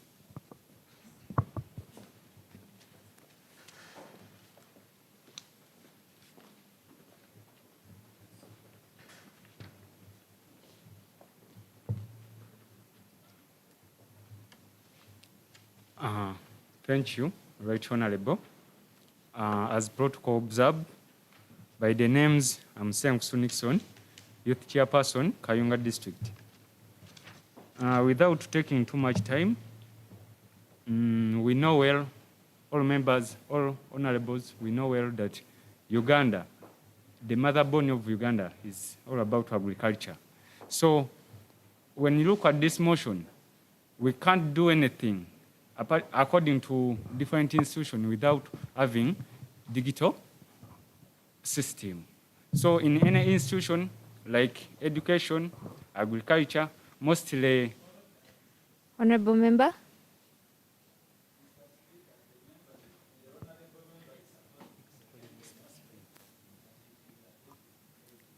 Okay. Yes.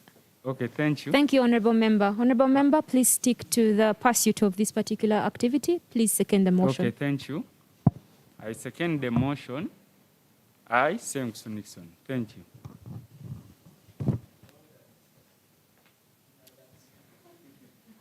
Yes, Honorable Member.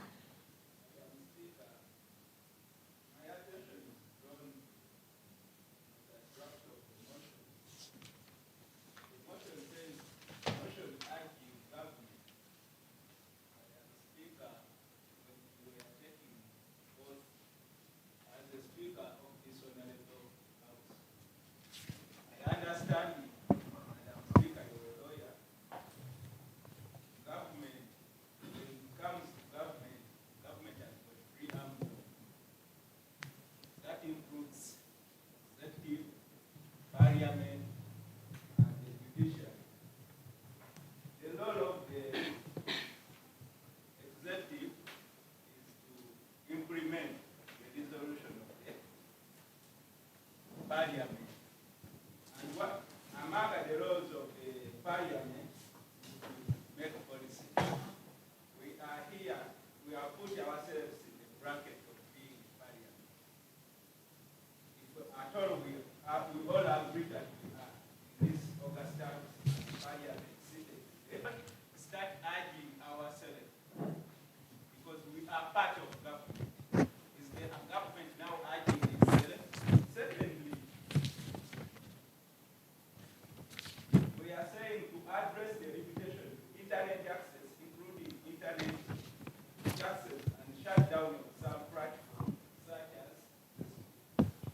Honorable Member, would you like to take up the podium?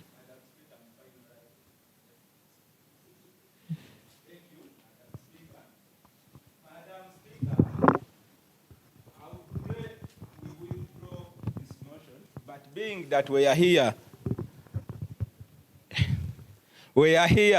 for all of us, the youth in this central region, I would beg we amend the motion in that we are talking of limitation of internet, under which law is the government limiting the access to internet.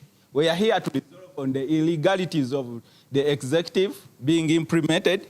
Secondly, shutting down the government, under which law, under which provisions of our constitution and all our statutory provisions are we proceeding under for the government? Maybe my prayer would be we should not encourage the legal excesses of this government for its political maneuvers.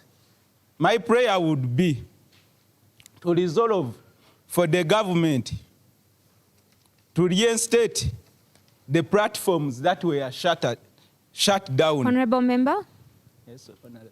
I thank you for your submission. However, I am inclined to believe that you're going way ahead into the debate before we actually move to listen to the motion.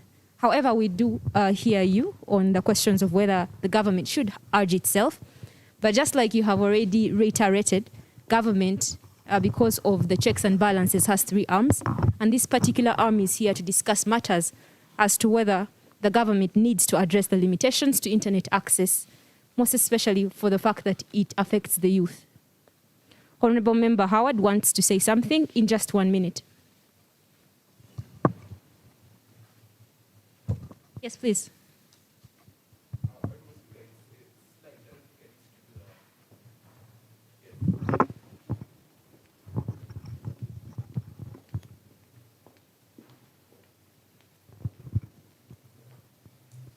All right, thank you, Right Honourable Speaker. My contribution is to the effect that I think the observation made by my colleague, the Honourable here, is a technicality that should not fundamentally go to the root of the motion. What we can do instead is amend, because we have the power as the House to amend the motion and then proceed. Much obliged. Honorable Howard has moved us on the principle of de minimis non curat lex. The House has moved a motion to amend this particular motion. If there are no objections, we could vote as to whether we should amend or proceed, because, again, it's a technicality that should not hinder the movement of this House. So all those in favor of amendment of this motion, say aye. And those who are not in favor, say nay. All in favor?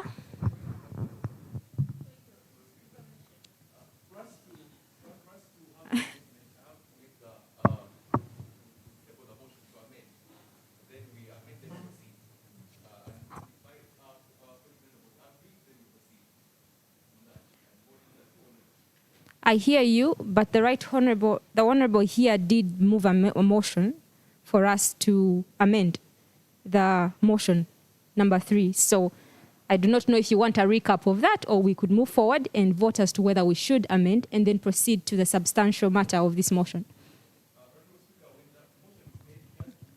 Honorable, you have not been given permission to proceed. Yes. I don't know how to proceed right now because motion was moved. I do not know if you are willing to have us vote on this motion. Yes, Honorable Member.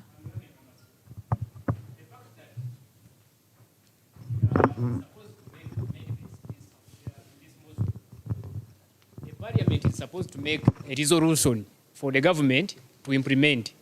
So by the fact that we are urging the government means we have skipped our duty as members of Parliament, as the Parliament. So the government is going to implement what we have not put there. So I request that the motion be amended. Thank you. Again, that's the second time that the motion has been requested to be amended. And it's in my capacity as the Right Honourable Speaker that I do ask, all in favour of amendment of the motion?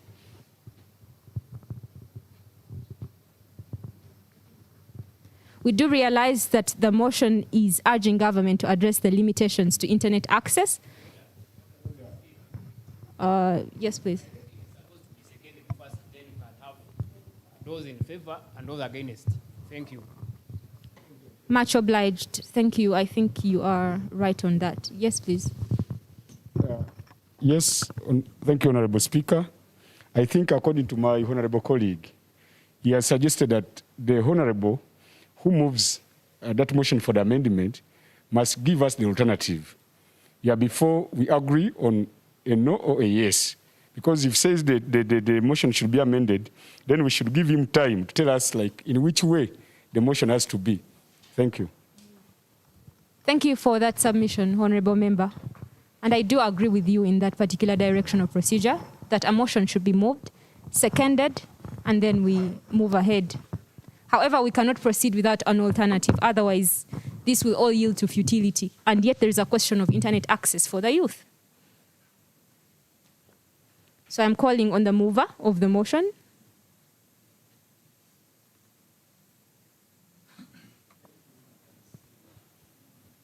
Please take up the microphone.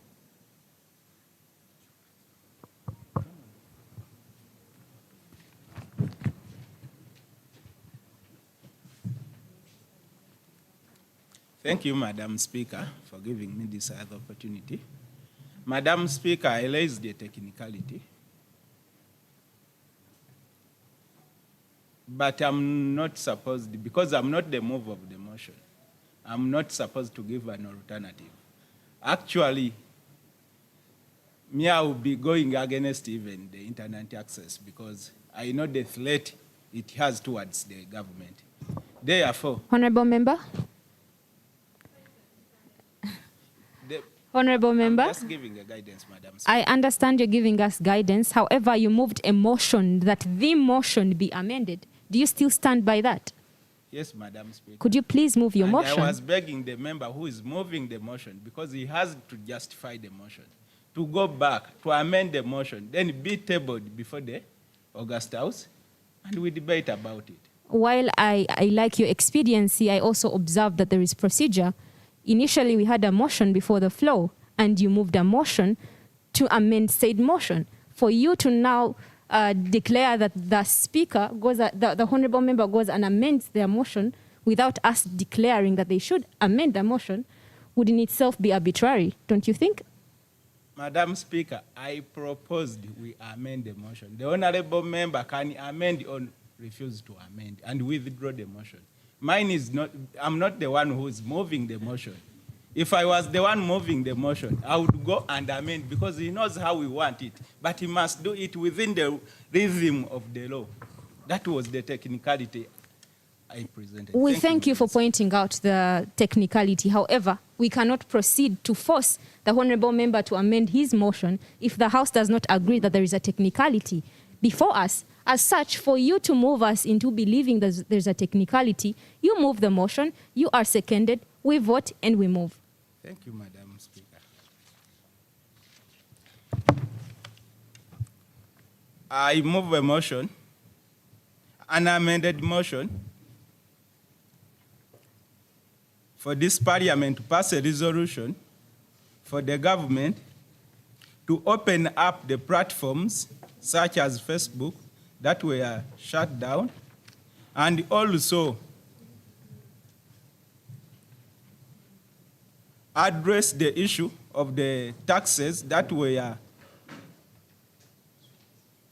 sharped on the internet.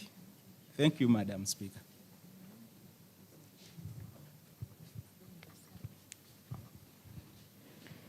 I hope the House has captured the motion. It's my prayer that the House has captured the motion. Yes, please.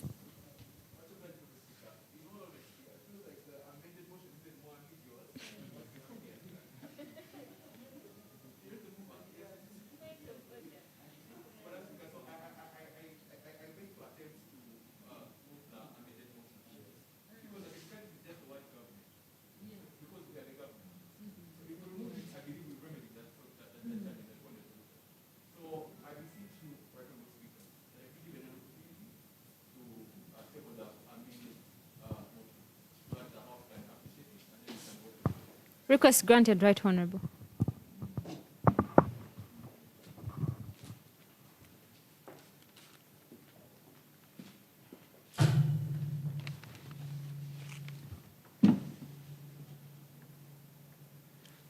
All right, Right Honorable Speaker, without prejudice to the contribution made by my colleague, I would like to move an amended motion that this House pass a resolution addressing the limitations to internet access, including internet taxes and the shutdown of some platforms, such as Facebook.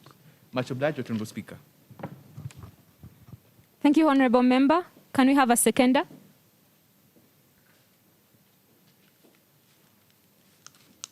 Please.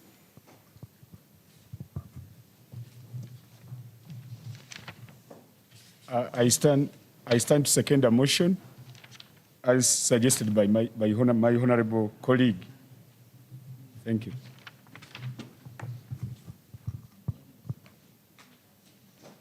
All right, thank you, Honorable Member. Unless otherwise advised, the initial mover of the motion, we request you to come and justify said motion.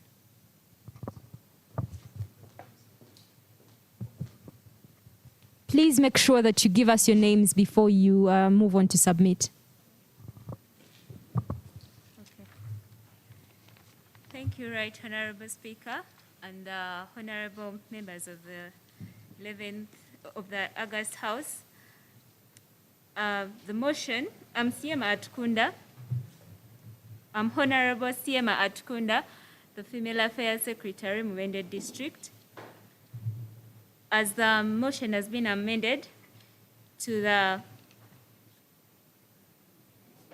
urging the House to discuss limitations to internet access, including internet taxes and shutdown of some platforms such as Facebook.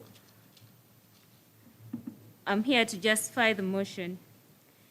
Digital inclusion is the empowerment of individuals and society to effectively use ICT, enabling them to contribute to and benefit from today's burgeoning digitalized economies and societies. Although affordability of internet access has been improving, many are left behind due to issues of affordability, accessibility, availability, and digital literacy. As we all know that the COVID-19 pandemic hit many enterprises, including those led by the youth, we realize that social media has been one of the platforms available for the youths to involve themselves in businesses. When it came to the COVID-19 lockdown, we realized some accessibility to internet, to Facebook, Twitter, and other social media platforms was difficult for the youths due to the high taxes that were imposed on internet, limiting their accessibility.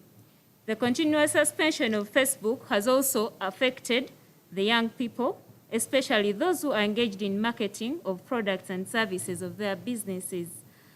Most of the youth startups entirely depended on the use of Facebook, Twitter, Instagram,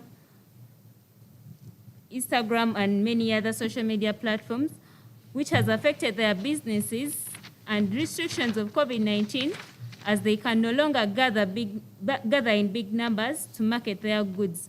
For instance, you see the arcades were closed during the COVID-19 lockdown, the first and the second one, and the Chikubo traders, especially the youths, were the ones involved in trading in these areas, but they were chased away. So the only option that was left for them was Facebook, Twitter, and other platforms. But for Facebook, it had a very big number of youths that were marketing through Facebook, since it has a very big number of users compared to other social media platforms. But realized that the closure of Facebook affected very many businesses, yet it was the only option for the youths to continue in business, even through the lockdown, or even through the effects of COVID-19 affecting them. For instance, in the arcades, they could not afford the rents, the amount of money levied on their access to these arcades, and for the chikubo and other verandas around town, or else they couldn't afford the payment, the rent to these places. So the closure of Facebook is really a very big barrier to the youth enterprises, especially those around Kampala and in any cities in this country. So my prayer is the 11th, the August House Honorable of the Member. Central Youth Parliament. Honorable Member, are you making prayers right now? Oh, sorry, Right Honorable Speaker. So, Right Honorable Speaker, I beg to submit, and the honorable members of this House contribute towards this motion, and we see its success. Thank you so much. Thank you, Honorable Member. Members of the August House, both here and on Zoom, the floor is now open to debate. Do we have people online who are willing to submit on the motion? Also people in the room, please. Yes, we have the Honorable there, after which we'll have Honorable Julia Mhumza. Technical team, do we have any people coming in online? All right, I will have them right after this Honorable Member.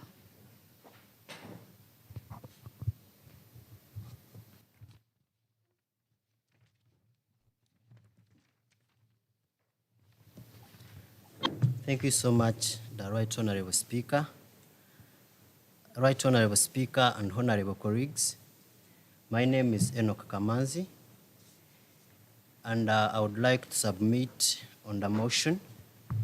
Right Honorable Speaker, in 2007, in October, we had an international telecommunication union, which was held in Kigali, in Rwanda, which was to demonstrate that the development of telecommunication in Africa is considered as a key intermediate objective for the fulfillment of the Millennium Development Goals. Part of that union was Uganda, and it also showed its willingness to take part in that Millennium Development. Unfortunately, I don't see this achieved with these limitations on internet. Right Honorable Speaker, in 2015, Uganda had about only 19% of the population who were able to access the internet. But Right Honorable Speaker, with that still low population accessing the internet, we are seeing also restrictions and limitations on the already small attended internet services. Right Honorable Speaker, recently Uganda had to pass a 12% taxes on internet services. Now, adding the 18% VAT taxes, it makes 30% taxes on internet services.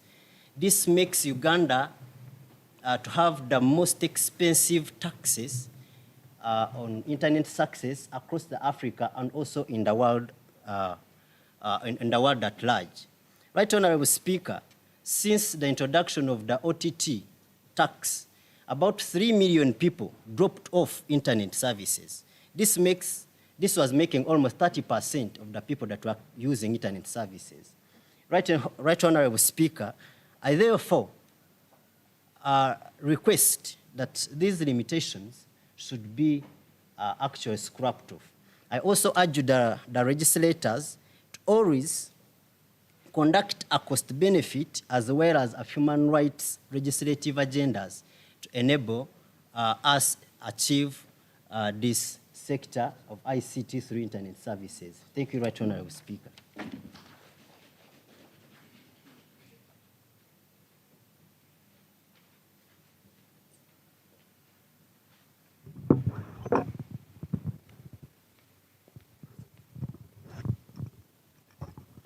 Before we have...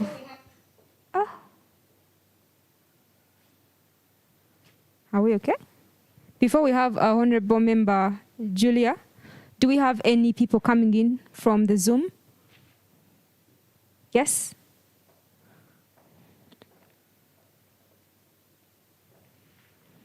I'm Wilson Intulume from the RNA. Yes, please. I would like to put my submission on the motion as it was stated. Strictly, government should and ought to address the issue of internet access. And on that, we said we are looking majorly Facebook and all the other platforms, the data restrictions. For government to close Facebook, looking at how young people are trying to evolve and adapt to the situation we are in, I would speak for Twitter. A post at times can cost 10,000 shillings. And a post on Facebook, somebody to only make a tweet for you on Twitter, it can take 5K or 10K. That means every time government is restricting access to such platforms through the high data rates that are put in, people are losing quite money. And on the issue of accessibility to internet, government ought to put in infrastructures so that it can enable the youth, specifically since we are speaking for the youth in our societies. Me personally, I'm from Luero, and if I'm to speak on those grounds, Honorable Speaker, the youth decide internet is strictly very poor. It's very poor to say. And it being poor, that means it costs me, if I'm to buy data bundles at a high rate, and then it's becoming a problem to use internet because of the poor connections, then it is putting me at a bad cost. That means government ought to build these infrastructures rather to impose high data rates. Facebook, ever since it was closed, people are losing quite big sums of money because this is a marketing platform with thousands and thousands and millions of people on it. Every time you limit such places, then you are limiting people to grow their businesses. Many young people are more into doing business online because it's quite easy. People are losing, most of the people, it's easier to work with a computer than a person because it's easier to interact with a machine which will not judge you by how you look. So government limiting access to these platforms is really costing very high on the young people. And we pray that the government works on that and address these issues. Thank you, Right Honorable Speaker.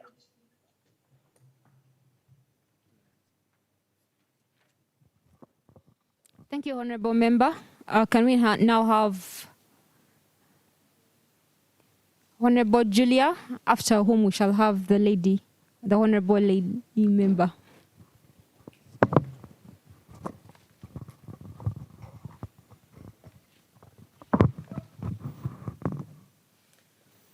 Thank you, Madam Speaker, and to the August House. I still greet you in the name of God. Once again, my name is Julia Muhumuza, and I come from Rengo District. I would like to say, as earlier mentioned by the previous honorable members of the August House, that internet, the fact that one of the issues that came with COVID is that it pushed us more into the digital era. And here we are operating in a country where Facebook was closed and internet is so expensive, meaning everything else that we have discussed as today's parliament regarding the government supporting youth enterprises, education being prioritized, cannot really be so much feasible and effective if the way internet or if the limitations on internet access have not been revised in Uganda. Facebook contributes to 92% of social media marketing, 92% across the whole world. And in Uganda, ever since we had this closure of this platform, and we've had very many businesses join digital platforms, social medias, to market their businesses.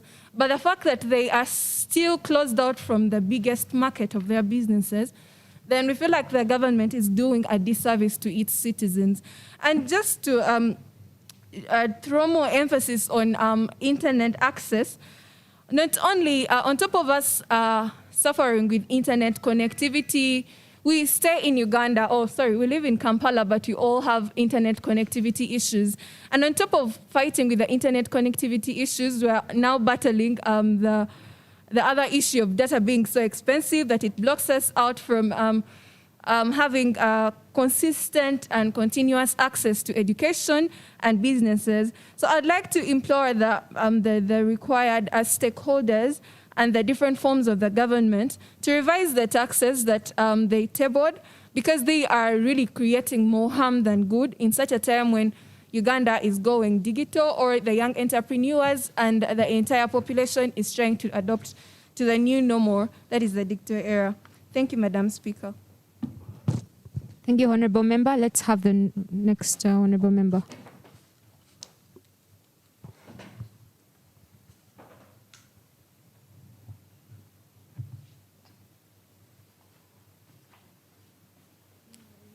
Thank you, Right Honorable Speaker.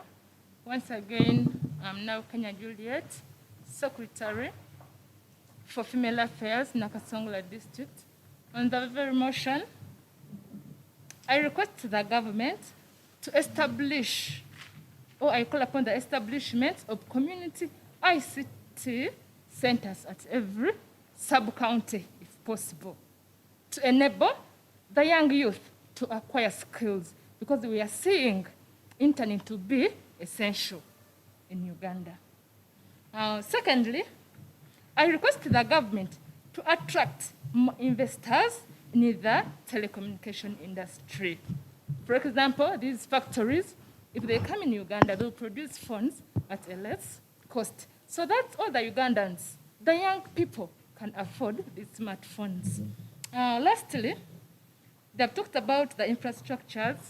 Yes, I also call upon the government to invest more in the cyber infrastructure to enable worldwide internet connectivity across the country. Thank you so much. Thank you, Honorable Member. Do we have anybody coming in online?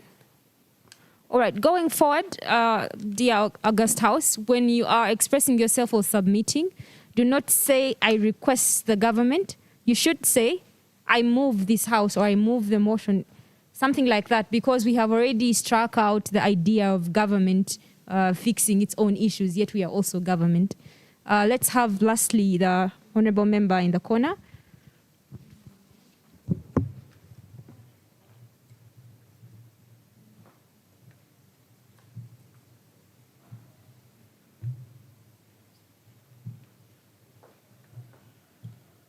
Thank you, Madam Speaker. This is Mike Mgarura from Gomba. Since we are the government, first of all, what is our attitude towards the internet in Uganda? It is absurd that we have a negative attitude towards internet in Uganda. Yes, there are those who insult the government and they use these very platforms, but we shouldn't take bad over good. These digital platforms are very important for information dissemination, doing business or e-business or online shopping and marketing. But it is very unfortunate that as the government, we are seeing a very negative image for the internet. First of all, why is the internet cost so high in Uganda? It is deliberately made. It is a deliberate move for us to overtax the internet so that many people cannot afford it. Yet we would rather ease the access of internet so that it is affordable and it can be used by majority of the population. But since we are having the negative attitude towards the digital or the internet, we are doing the opposite. So, honorable members, I beg we resolve that we remove the taxes on the internet so that it can be so that internet can be made affordable, at least for the biggest percentage of the population of Uganda. Thank you so much. Thank you, Honorable Member. Is that a point of order? Point of order? That was the last person debating. Because of time, we really have to be on time. Let me call on the mover back to the floor. The mover back to the floor to make her prayers. Honorable Member, 30 seconds as she makes her way.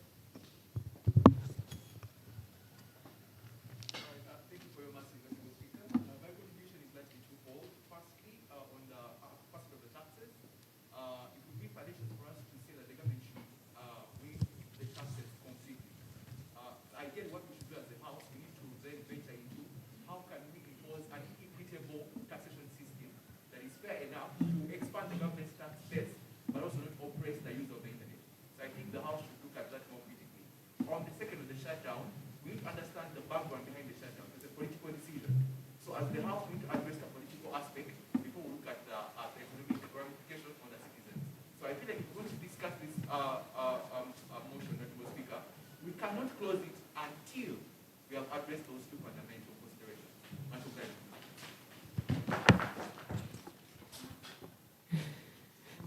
Thank you, Honorable Member. He has opened a can of worms. However, I am still inclined to believe that the discussion that has ensued prior to that is in the same direction of ensuring, just like as he proposed, that we address the issues as regards internet access in Uganda. For the mover, please, the floor is yours. Thank you, Right Honorable Speaker. Honorable Siemat Kunda still is my name.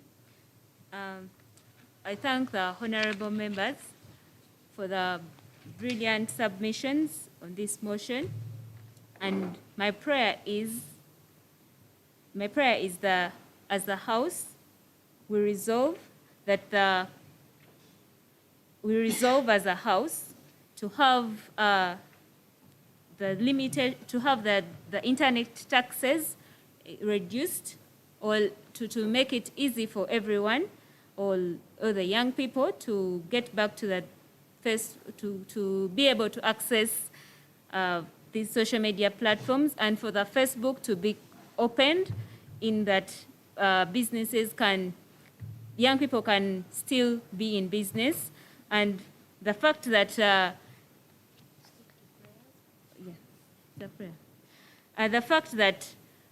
COVID-19 is not going today or tomorrow, it should be a way of getting used to the new normal of living with COVID-19 by having these social media platforms open and free for everyone, and the internet being accessed, in that with the internet access, we shall be getting used to the new normal, in that we can have our businesses going on, even though the lockdown hit us in any way. So my prayer is that this House will resolve, we have the internet, we have the Facebook open, and the internet taxes reduced for easy accessibility by everyone. Thank you so much.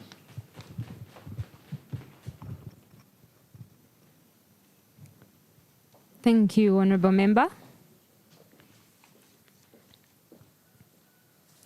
Yes, ladies and gentlemen, it's about time that we voted in as regards this motion. I know that there could be more extensive discussions as pertains this motion. However, we are also conversant of time. So, ladies and gentlemen, all in favor of the motion, say aye. And for those that are not, say nay. All in favor of the motion? All not in favor of the motion? All right. The House has come to a consensus that they are in favor of the motion. Hear, hear. Honorable members of the August House, I just have a few remarks as your speaker for today's session. I've been in as obliged and honored to be your speaker for this session. I just have a few remarks. I'll start with this. That when we have ambiguities that plague the legal making process, we are most definitely going to have poor laws in this nation. Many of us suffer, most especially lawyers, when you reach court and you are struggling to interpret a section of a particular act. It's therefore important that when motions are moved in Parliament, they themselves have a pursuit of specificity. One of the reasons as to why we had a lot of contention at the beginning of this, at the midway through of this session, is that it was a question of what do you mean that government should address, or what do you mean that we should address? What exactly are you proposing? If we are running around circles and trying to specify or find out what we need to do, then the House is going to be just about discussing the possibility of addressing particular matters. And just as human beings, we all agree that there is need to address particular matters. Everyone can agree with that. But by the time you become a honorable member of the House, you have been vested with the power to think more than that. As such, you're moving a motion for a specific something to be done. I'd love to observe the honorable member's submission when he said that it's rather better that we move, that taxes don't be completely scrapped off, but rather we work around the taxes in a manner that is more equitable. Now, that in itself is more specific than us having to argue as whether there is need to address, because yes, there is need to address. Yes. However, I would also love to point out again that the speakers that came before us, the honorable members, have given us meticulous presentations. I thank the movers. I thank the seconders here. I thank each and every one of you here who has worked tirelessly to have this session come to play.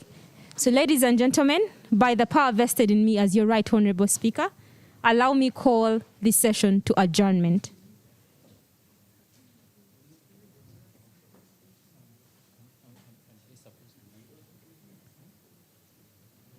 I'm being corrected on a matter of order here.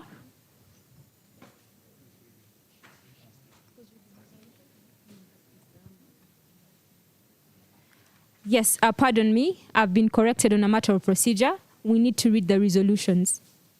Thank you.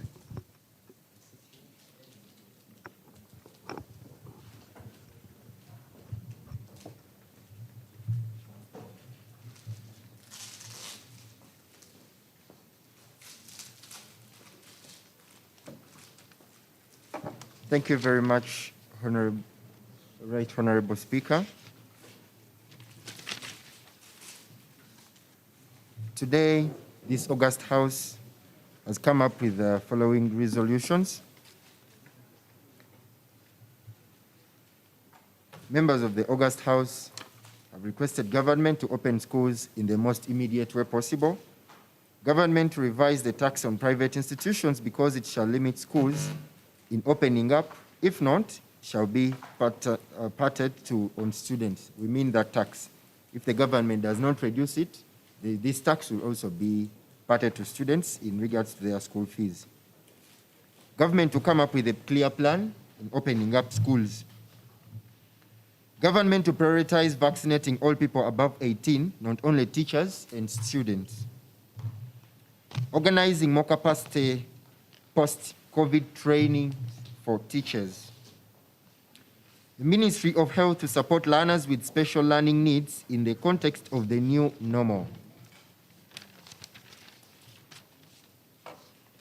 Ministry of Education and Government to benchmark some African states on how to keep the schools open. Government to construct more technical and vocational institutions to help learners solve problem of traveling long distances. This was mentioned by a honorable member from Nakasongula, where they have one vocational training institution. Government to increase the monitoring of schools. Government to invest in improving young people with substance abuse and mental health through putting up centers and committees. Government to urge youth to invest more in urban farming because it cuts costs, thus saving more money for investment. Government to create a stimulus package for youths that have lost their businesses due to COVID-19. Government to lift the barriers that hinder youth from accessing the funds and grants and loans put up by governments. Here, a honorable member did not give us on what barriers that are hindering the access of these loans. Government to liaise with banks and landlords for smooth running of businesses during the post-COVID. Government to provide credit relief and also restructure the credit relief, tax relief on businesses. Government to establish community ICT centers to enable youths get more equipped with ICT skills. Government to invest more in the cyber infrastructure. Government to reduce taxes for easy access of all nationals in Uganda. Right, Honorable Speaker, these are the resolutions brought up from today's plenary. Thank you so much.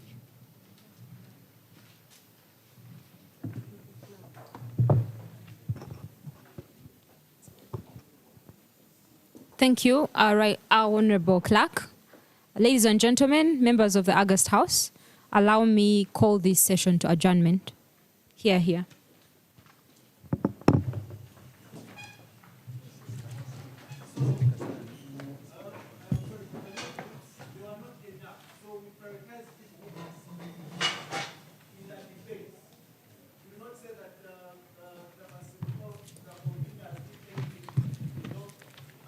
Out of our level of participation that we gave to the available ones. But we are making sure that at least everyone gets something, either the calendar or any other material. Before we move out, we need to take a group photo that everyone of us is going to move forward. We take a group photo and then let's practice here. But before you leave, you have to make sure that you just have the coordinator. You have to get on with us. The purpose of like logistics and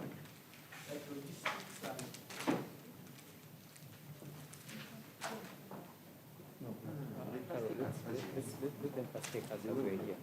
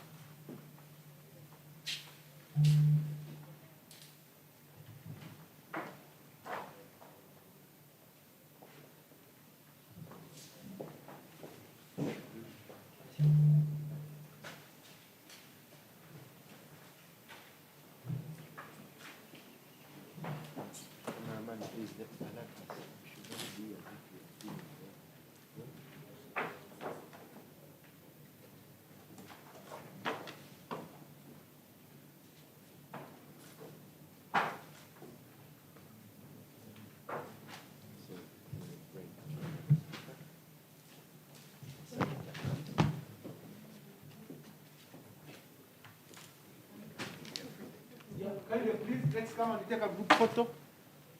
Again here? Yes.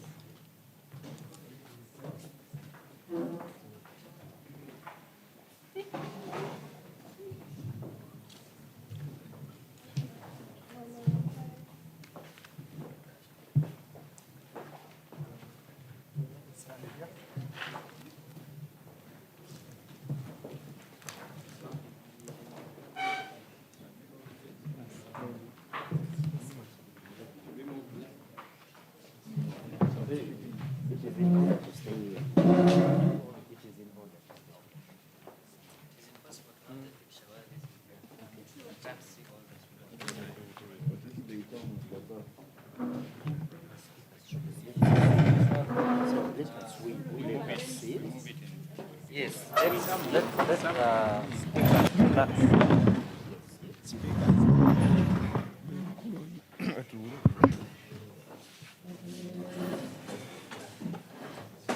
Hello, just kneel down.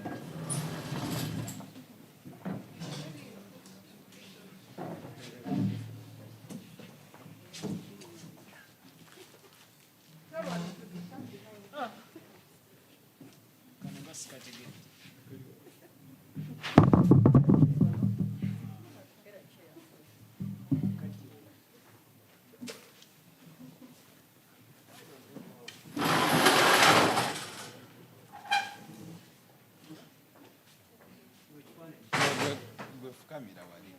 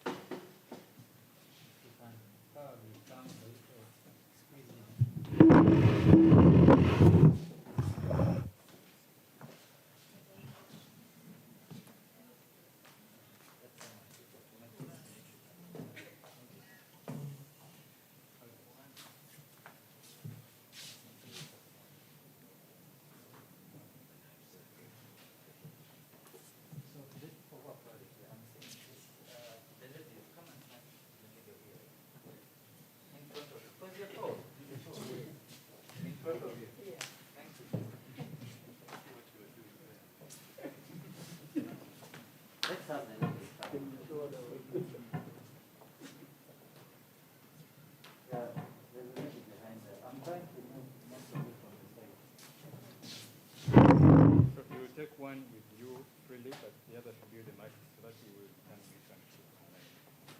the one with the mask will